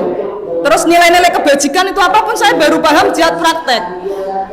Itu sungguh luar biasa. Maka dari sini teman-teman, kami hanya membagikan sebuah materi kepada teman-teman, nanti mungkin bersama-sama memahami untuk bisa mempraktekkan, dan itu prakteknya termasuk luar biasa. Tadi yang ditanyakan oleh Ustadz Dhani, bagaimana dengan freedom itu sendiri. Maka pembelajaran ini freedom tadi diberikan di kedua. Pertama adalah peraturan membentuk keyakinan. Maka memang itu bersusun budaya positif itu.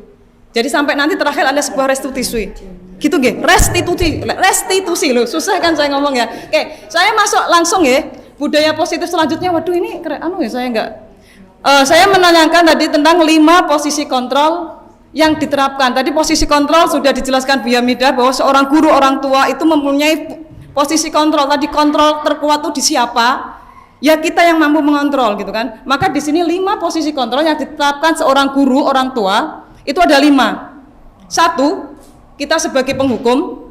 Yang kedua, pembuat rasa bersalah. Ketiga, teman, pemantau, dan manajer.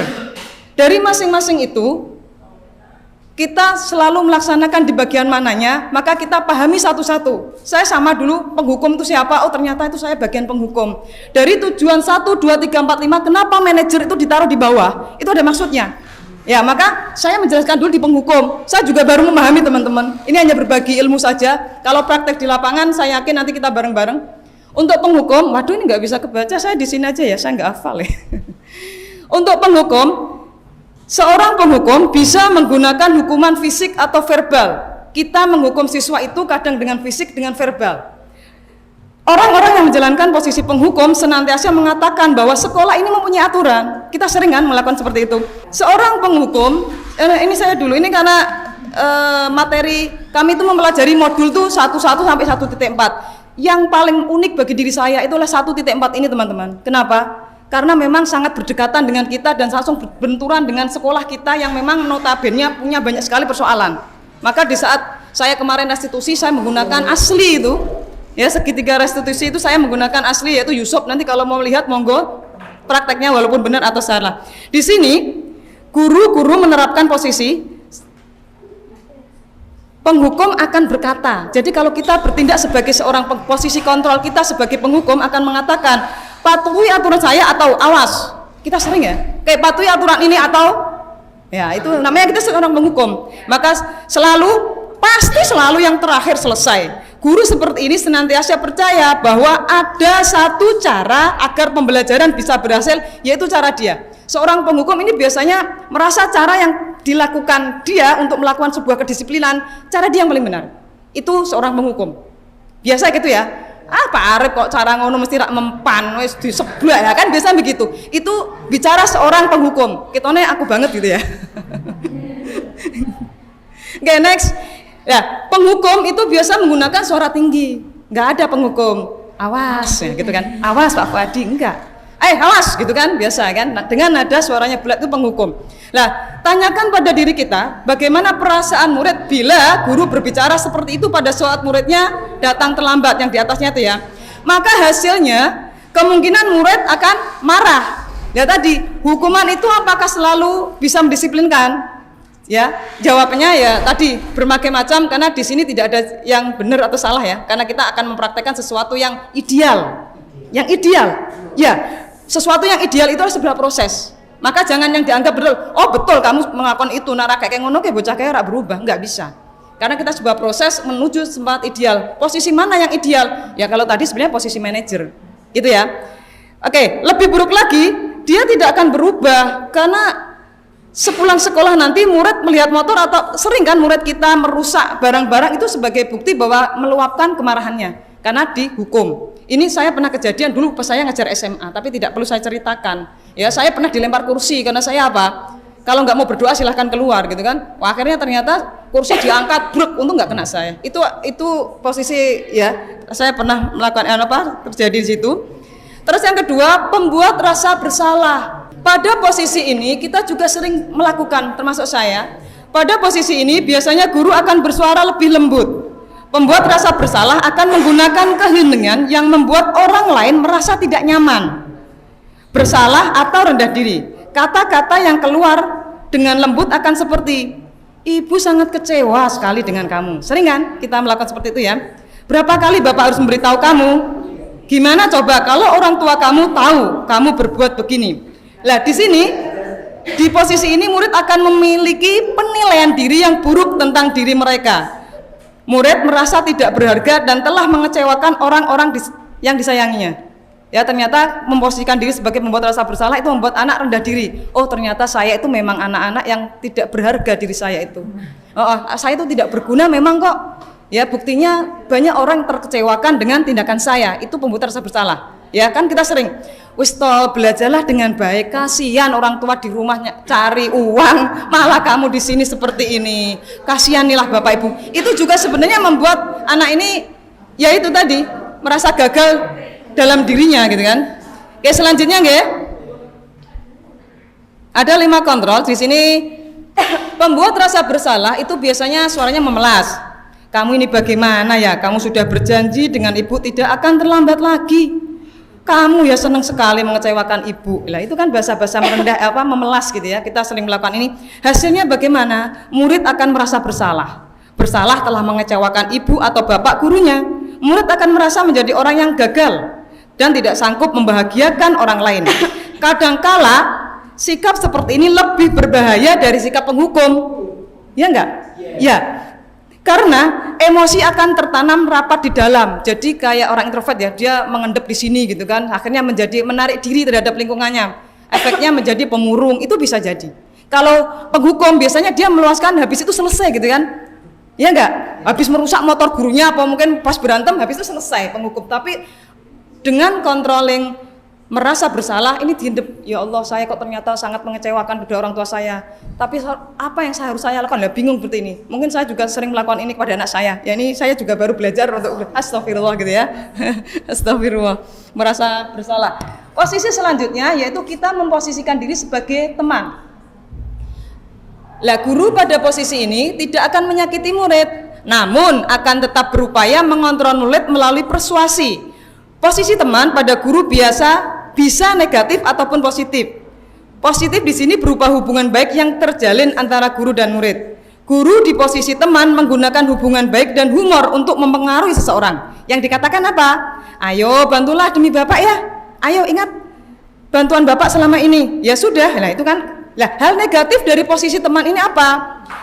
Hal negatif dari posisi teman adalah bila suatu saat guru tersebut tidak membantu, maka murid akan kecewa dan berkata, saya pikir bapak ibu teman saya. Murid merasa dikecewakan.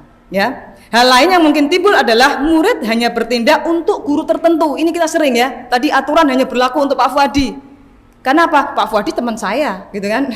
Ya. Pak Arif suka menghukum. Aku lebih percaya pada Pak Fuadi. Tapi di saat guru yang memposisikan sebagai teman itu tidak ada, maka murid akan maka dia tidak akan patuh lagi terhadap tadi peraturan yang ada, atau murid akan tergantung pada guru tersebut. Dia akan selalu menggantungkan pada guru yang diposisikan sebagai teman. Selanjutnya sebagai pemantau. Nah sebagai pemantau ini kalau di sekolah itu biasanya dekat dengan tatib ya, Ustadz Mizi ini biasanya dengan pemantau ya. Bagaimana dengan pemantau? Memantau berarti mengawasi. Pada saat kita mengawasi, kita bertanggung jawab atas perilaku orang-orang yang kita awasi. Jadi tadi, siswa yang berbuat salah, kita pantau tetap. Posisi pemantau berdasarkan pada peraturan-peraturan dan konsekuensi. Jadi seorang pemantau ini biasa memposisikan diri, dia sudah punya aturan. Kamu tahu tuh aturannya apa? Kalau terlambat, lah ini biasanya seorang pemantau. Terus pertanyaan yang sering dilajukan oleh seorang pemantau, peraturannya apa?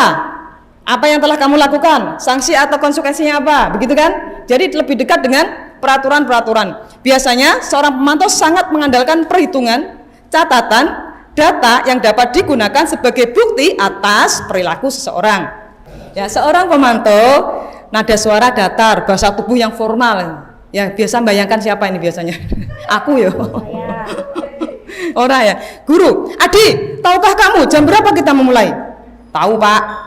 Kamu terlambat 15 menit. Apakah kamu sudah mengerti konsekuensi yang harus dilakukan bila terlambat? Nah ini kata konsekuensi. Maka seorang pemantau biasanya menjadikan dirinya dibenturkan dengan peraturan-peraturan yang ada. Hasilnya murid memahami konsekuensi yang harus dilaksanakan karena telah melanggar salah satu peraturan sekolah. Guru tidak menunjukkan suatu emosi yang berlebihan, menjadi marah atau membuat merasa berbuat salah. Jadi guru enak, kamu sudah punya aturan di sini, kamu melakukan ini, sebenarnya begitu.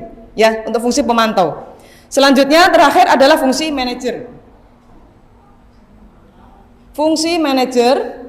Manajer adalah posisi di mana guru berbuat sesuatu bersama dengan murid, mempersilahkan murid mempertanggungjawabkan perilakunya. Ini apa ini? Kalau yang seorang manajer, karena tujuan dari semua fungsi kontrol adalah menjadi seorang manajer. Murid mendukung murid agar dapat menemukan solusi atas permasalahannya sendiri. Jadi seorang murid kita ajak untuk menemukan solusi atas kesalahan yang dia buat, bukan kita yang menentukan. Itu tujuannya. Jadi seorang manajer telah memiliki keterampilan di posisi teman maupun pemantau. Seorang manajer akan berkata, apa yang kita yakini tadi, keyakinan kelas yang sudah kita buat, apa yang kamu yakini? Selanjutnya, apakah kamu meyakininya? Jika kamu meyakininya, apakah kamu bersedia memperbaikinya? Jika kamu bersedia memperbaikinya, apa yang akan kamu perbaiki? Atau kamu berpikir tentang apa tentang dirimu? Jadi anak yang akan memberikan solusi atas semua persoalan yang ada. Guru hanya memantik persoalan. Ngaten ya? Ini ada 5 posisi kontrol. Masih ada lagi enggak ini? Sudah 5 ya? Oke. Di sini. Ya. Namun perlu disadari tujuan akhir dari 5 posisi kontrol yang di tengah ini, seorang guru adalah pencapaian posisi manajer, di mana posisi inilah murid dapat menjadi pribadi yang mandiri, merdeka dan bertanggung jawab atas segala perilaku dan sikapnya. Ini ada sebuah tujuan yang luar biasa, Bapak Ibu guru. Jadi tidak serta-merta hari ini kita belajar, besok akan menjadi apa yang kita wujudkan, tidak. Ya, maka hari ini kita berbagi bukan untuk menggurui, saya juga belajar. Besok jangan ingatkan posisi kontrolnya yang benar seperti apa, karena itu sebuah proses ya. Sekali lagi, selanjutnya kita latihan di sini. Ya, pertanyaan-pertanyaan. Saya kecewa sekali dengan kamu. Itu diucapkan oleh posisi kontrol siapa yang mengatakan itu adalah? Ya ini pembuat orang yang merasa bersalah. Ya, jawabannya di sampingnya. Terus kamu tidak pernah benar melakukannya. Tapi bahasanya begini, kamu tidak pernah benar melakukannya. Hukum kita suaranya tegas kan. Terus ayolah lakukan bagi ibu bapak. Apa itu? Pembuat teman ya? Iya, persuasi. Tapi kalau saya salah ya. Terus yang selanjutnya, apakah kamu mau mendapatkan stiker bintang hari ini? Pemantau, karena dia punya apa ya? Ya, aturan hadiah sudah dikantongi oleh seorang pemantau. Bagaimana kamu bisa menyelesaikan masalah ini? Sama ini, manajer. Kamu selalu yang paling terakhir sebagai pengurus. Begitu ya? Oke, selesai untuk 5 kontrol. Fungsi 5 kontrol ya. Untuk pertanyaan kita tunda ya. Ya, skip, next. Langsung mana restitusi? Lain saya segitiga restitusi. Ya. Segitiga restitusi. Restitusi saya selalu bilang. Untuk restitusi sendiri atau tadi sudah diterangkan saya media kan. Restitusi itu adalah sebuah cara di mana siswa bisa menyelesaikan persoalannya sendiri dengan apa yang telah dibuatnya. Bukan kita memberikan solusi. Hari ini kamu terlambat. Terus pertanyaannya apa? Apa yang kamu yakini? Baik Pak, besok saya akan mengatur waktu saya dan saya tidak akan bergadang di rumah lagi. Di rumah saya akan tidur. Nah, itu cuma solusi yang diucapkan oleh siswa. Ya, di sini segitiga restitusi, yaitu yang paling dasar artinya menstabilkan identitas. Di sisi kiri dan kanan itu ada validasi tindakan yang salah, menanyakan keyakinan. Apa maksudnya ini semua? Sebenarnya kata-kata yang akan diucapkan kemarin kita latihan di sini. Ya, oke. Untuk menstabilkan identitas, namanya juga stabil ya. Stabil itu ya di saat anak berantem. Saat anak berantem, maka kalau kita langsung menjadikan itu langsung kita kita berfokus pada kesalahan dia berantem, maka tidak akan menyelesaikan persoalan dia pun akan emosi gitu kan. Maka kita stabilkan dulu. Di sini cara meyakinkan anak dengan kalimat-kalimat ini hanya sebagian contoh ya. Oke, berbuat salah itu tidak apa-apa. Manusia. Ya, itu manusia. Terus tidak ada manusia yang sempurna. Jadi anak-anak merasa ditenangkan dulu, distabilkan dulu emosinya. Baru dia akan bercerita, dia akan mengalir. Kalau dia dalam keadaan emosi, saya yakin dia akan tidak usah paling malah panjang udah gitu kan. Biasanya kalau ada kita tidak panggil, maka urutannya memang kita stabilkan. Ada apa ya Mas? Tadi bilang mendengar bahwa kamu tuh berantem. Sebenarnya orang emosi itu ya wajar, tetapi ada tetapinya. Selanjutnya memvalidasi tindakan yang salah, maka ada selanjutnya gitu kan. Setelah dia tuh stabil, maka dia akan bercerita. Maka di sini kita validasi tindakan salah itu maksudnya apa toh? Setiap tindakan yang dilakukan dengan suatu tujuan, apapun yang dilakukan dengan siswa itu mesti ada tujuannya, yaitu memenuhi kebutuhan dasar tadi yang disampaikan Ustaz Dhani. Kalau kita memahami ya kebutuhan dasar apa yang berdasarkan sebuah tindakan itu, kita akan bisa menemukan cara paling efektif untuk menemukan kebutuhan tersebut. Sebenarnya kita belajar memahami saja, tidak harus menemukan kebiasaan itu toh Pak. Bahasanya di situ. Kalimat di bawah ini mungkin terdengar asing, maka yang dikatakan pada waktu kita memvalidasi tindakannya salah, padahal kamu bisa melakukannya lebih buruk dari cerita lah, tapi itu saya dipukul duluan ya, gitu kan? Maka kita validasi sebenarnya kamu bisa ya melakukan hal seperti ini, kamu tidak sudah kita validasi. Kami pasti punya alasan mengapa melakukan hal ini. Itu saat kita memvalidasi tindakan yang salah tadi. Kita lanjut ya, terakhir yaitu dengan menanyakan keyakinan. Apa tadi keyakinan? Adalah nilai-nilai kebajikan yang akan kita laksanakan. Maka nilai-nilai kebajikan ini kenapa harus dilalui dengan aturan tadi? Karena terakhirnya adalah nilai kebajikan. Bahasanya kok nilai kebajikan ya ini kan sebuah bahasa yang menemukan orang-orang sana ya. Kita nggak usah menanyakan kok bahasa nilai kebajikan. Jadi nilai-nilai kebaikan yang harus kita lakukan, belum usah dibantah. Kalau kita menghargai, ya memang itu kita harus menghargai. Kita harus bertanggung jawab. Jadi tidak kalau kita nilai kebajikan itu sudah tertanam. Dan untuk menanamkan itu apakah hari ini kita tanam, besok kan enggak. Ini sebuah proses tadi yang akan sebenarnya kita bareng-bareng di sini. Untuk menanyakan keyakinan di sini, teori kontrol menyatakan bahwa ada pada dasarnya teori kontrol menyatakan bahwa pada dasarnya kita itu semua punya motivasi internal. Ketika identitas sukses telah tercapai, yaitu langkah 1 dan langkah 2, dan tingkat laku yang salah telah divalidasi, maka anak akan siap untuk dihubungkan dengan nilai-nilai yang dia percaya dan berpindah menjadi orang yang dia inginkan. Maka seorang guru akan menanyakan apa yang kita percaya sebagai kelas atau keluarga, apa nilai-nilai umum yang kita sepakati, apa bayangan kita tentang kelas yang ideal. Kamu mau jadi orang seperti apa kok? Jadi nilai-nilai kebajikan inilah yang akan kita tanamkan. Saya kira itu yang saya sampaikan karena terakhir materi saya tadi sudah dijelaskan lebih banyak oleh teman-teman saya Jini dan Bu Janida. Saya itu pengen SPG tapi datanya teman-teman sudah gelisah gitu ya. Termasuk beliau ini gelisah gitu kan. bisa di awal.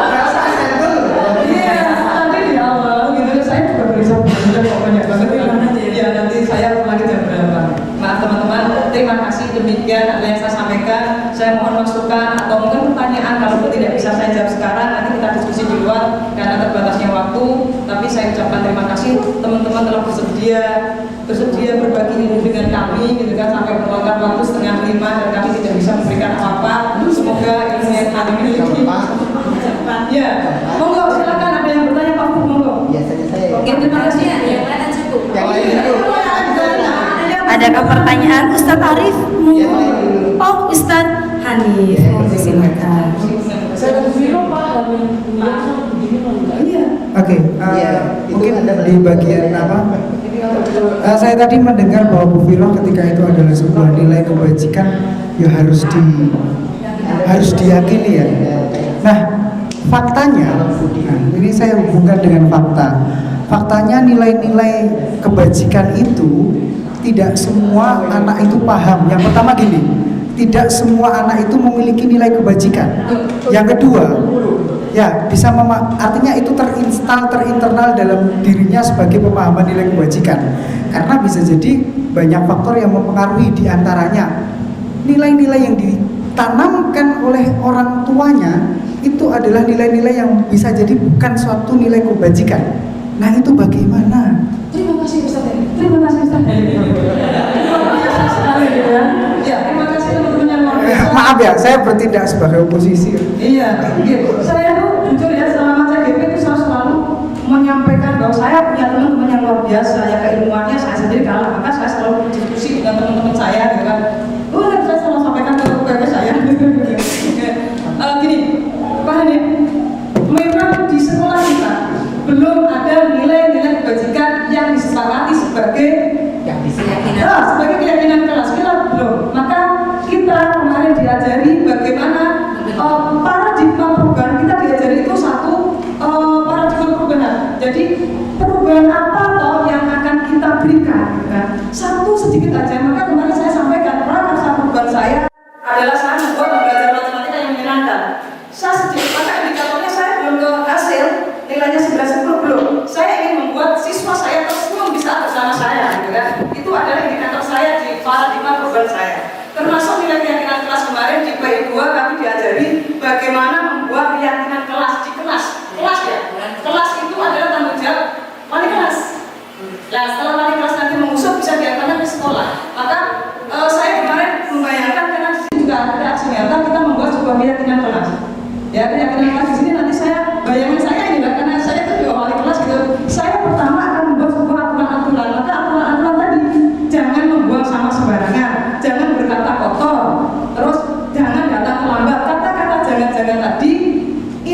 idenya siswa, bukan kita.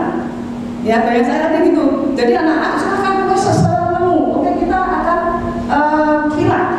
Kalau jangan buang sampah sembarangan, itu nilai apa atau yang akan kita patuhi bersama. Oke, nilai kerapian. Oke, nilai kerapian. Mana lagi nanti yang masuk kerapian? Kalau itu sudah disepakati bersama, maka akan kita terus buat slogan di sini, keyakinan kelas. Bisa jadi keyakinan kelas kita dengan kelas anda beda. Beda, karena kita masih berbeda kelas. Nanti kalau semua struktur sekolah kelas ini sudah punya keyakinan kelas yang kita buat bersama, maka bisa jadi sebuah keyakinan sekolah. Maka tentang jawaban saya. Karena kita memang belum punya keyakinan yang disepakati bersama. Sobat kita. Terima kasih. Itu jawaban saya. Tepuk tangan dong.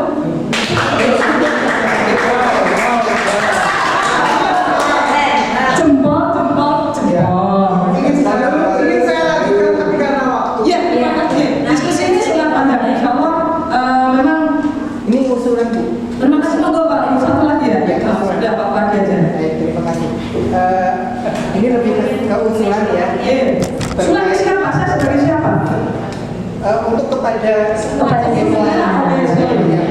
kepada CGP dan juga nanti yang semoga bisa tertularkan kepada teman-teman semuanya.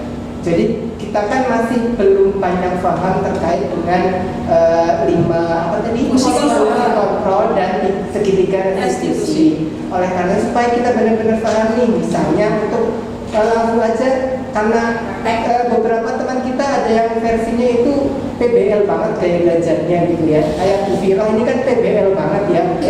Ya kalau nah, jadi Bu Fira itu nggak bisa belajar memahami restitusi itu kecuali ketemu Yusuf kemarin itu akhirnya belajar. Nah itu kan berarti kan PBL banget. Nah, oleh karenanya mungkin ada guru yang modelnya seperti itu, maka bisa difasilitasi dengan misalnya ya contoh usul saja tadi. Misal ketika guru piket ada kemungkinan siswa melakukan kesalahan begini dan begitu, maka apa yang harus dilakukan oleh guru piket? Nah mungkin dari CGP ini bisa memberikan gambaran atau pendapat bagaimana untuk mengurusi anak yang begini dan begitu gitu. Jadi tidak langsung kamu dicentang-centang atau disilang atau dikasih apa gitu enggak, tapi bisa dipraktekkan lah melalui yang mungkin yang pertama ketemu kan guru piket ya gitu. Jadi guru piket, nah nanti kalau setelah guru piket sudah berangsur-angsur itu kan tidak nanti setelah sudah belajar masuk ke kelas, ternyata di kelas bisa seperti ini gitu. Jadi bisa ditularkan melalui guru piket. Terima kasih sebenarnya Pak. Tapi sebuah berhasil besar untuk teman-teman. Kalau saya tuh melihat teman-teman sebenarnya, kalau saya dengar tadi di saat memanggil siswa yang bermasalah itu sudah sedikit melakukan restitusi itu sendiri, walaupun tidak tahap dilaksanakan. Benar. Saya tadi mendengar Bulalang manggil ya. Ngapain tadi kamu berantem? Ya, itu istilahnya tidak dengan betul tapi memang belum sampai ke tahap terakhir. Itu saya juga belajar aku doa biasanya saya kalau manggil berantem nggak bisa dari itu kan ya. Sebelum belajar waktu ini saya biasa begitu.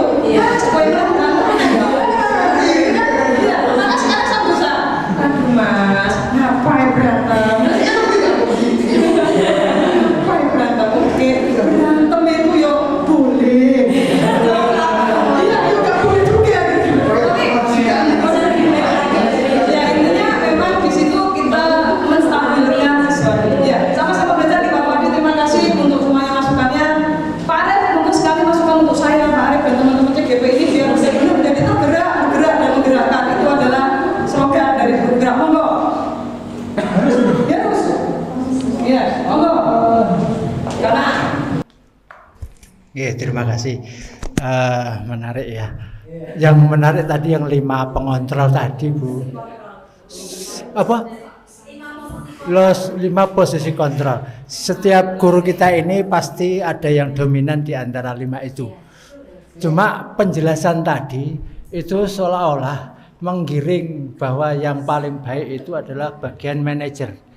Padahal itu tidak juga. Iya. Ya wes. Ya. Jadi tinggal bagaimana menempatkan posisi kontrol itu pada kasus-kasus tertentu. Bisa jadi posisi manajer tidak akan cocok ketika pada kasus tertentu juga. Maka ini harus ditempatkan, jangan menempatkan bahwa ini yang paling rendah ini adalah penghukum. Penghukum itu bukan suatu yang jelek, bukan, tapi itu memang diperlukan ketika posisi harus menjadi penghukum. Juga termasuk teman. Maka itu harus diposisikan, tidak menjadi sebuah ini yang paling baik, ini yang kurang baik, bukan. Kalau saya melihatnya begitu, nggih. Kalau nanti teorinya mau dibuat ini penghukum itu yang paling rendah, saya kira tidak. Ya, tinggal menempatkan posisi itu kepada kasus-kasus tertentu, kepada murid-murid pelanggaran tertentu. Tidak selalu manajer itu sesuatu jalan yang terbaik, bukan. Maka ini tadi penjelasannya sudah bagus, cuma seolah-olah penjelasannya itu seperti meranking, sehingga yang paling baik itu adalah posisi manajer, dan itu saya kurang sepakat. Oke. Jadi itu harus ditempatkan pada posisi tertentu, karena kita kebanyakan mungkin ada beberapa guru yang merasa saya ini penghukum banget. Lah terus untuk menjadi manajer sulit. Jadi aku guru sing ra cetha iki. Bisa jadi seperti itu. Nah, sehingga posisi itu akan merendahkan guru-guru, Bu. Kalau merankingkan itu secara otomatis akan merendahkan guru-guru yang punya domainnya yang penghukum atau yang lainnya, dan akan meninggikan menjadi agak ujub juga nanti yang punya gaya manajerial. Wah, saya udah bener nih, yang paling baik nih. Nah, itu tidak juga. Maka harus bisa menempatkan pada tempat yang kasus yang semestinya begitu. Ya, kalau yang itu aja. Sebenarnya ada satu lagi. Ya, terima kasih, Mbak Tunun. Terima kasih Pak Arif, karena sebenarnya iya. Jadi semua 1, 2, 3 itu kita belajar jadi posisi manajer, di mana kita menggiring siswa ke dalam penyelesaian dengan cara diskusi. Tapi nggak apa-apa, kita diskusi Pak Arif. Saya kira itu ya teman-teman, terima kasih atas antusiasmenya sore ini dari saya dan teman-teman. Untuk selanjutnya saya kembali lagi ke moderator. Saya review tepuk 1. Terima kasih. Wassalamualaikum. Waalaikumsalam warahmatullahi wabarakatuh.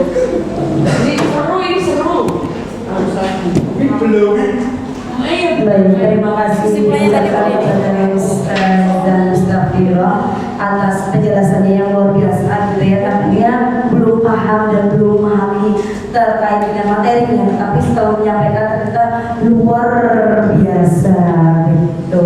Nah, memang Ustazah kalau bisa disimpulkan dari apa yang tadi kita pelajari bersama, di sini yang pertama kami memang tidak menggurui, kami hanya berbagi ilmu yang kami dapatkan begitu.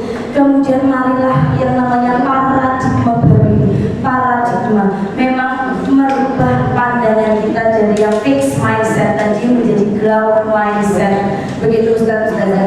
Jadi bagi yang memang mungkin banyak yang belum bisa menerima bahwa 5 posisi kontrol guru ini memang ya belum bisa diterima saya melihat dengan secara seutuhnya oleh Ustazah dan mungkin kita bersama. Tapi marilah kita perlahan-lahan bersama-sama belajar bersama. Memang ini nanti hasilnya tidak akan terlihat besok atau lusa, tapi memang membutuhkan waktu yang jangka begitu. Nah, untuk mencapai kita menjadi kontrol manager kita itu memang kita akan melalui beberapa tahapan kontrol tadi ya sebagai posisi kontrol. Maka dari itu yang kita perlu ubah yaitu keyakinan kelas atau keyakinan universal kita yang memang belum kita miliki. Kita baru memiliki peraturan. Maka dari peraturan inilah terlahirlah guru yang memiliki posisi kontrol sebagai penghukum. Karena memang dari hukuman dan konsekuensi itu yang bisa kita berikan. Karena memang kita belum memiliki nilai keyakinan universal. Begitu. Nah, karena waktunya yang sudah terbatas, Ustazah. Oke, baik.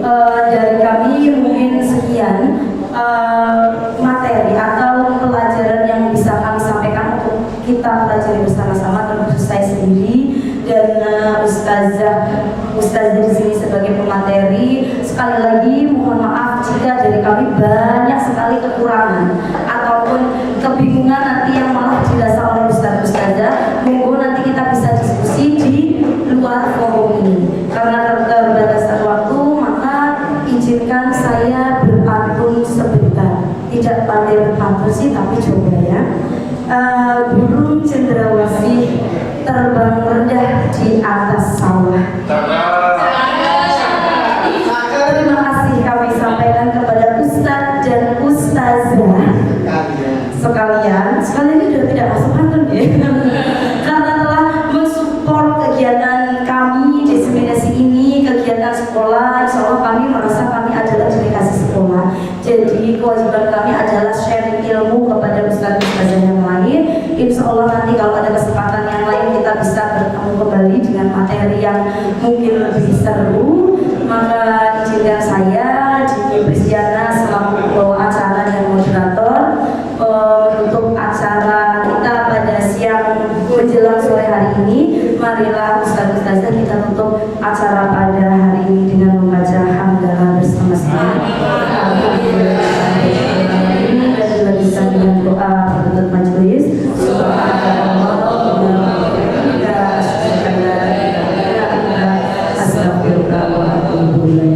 Baik ustazah semuanya, terima kasih banyak dan mohon dimaafkan atas kekurangan dan kesalahan saya selama membawakan acara ini dan juga menyampaikan materi kami.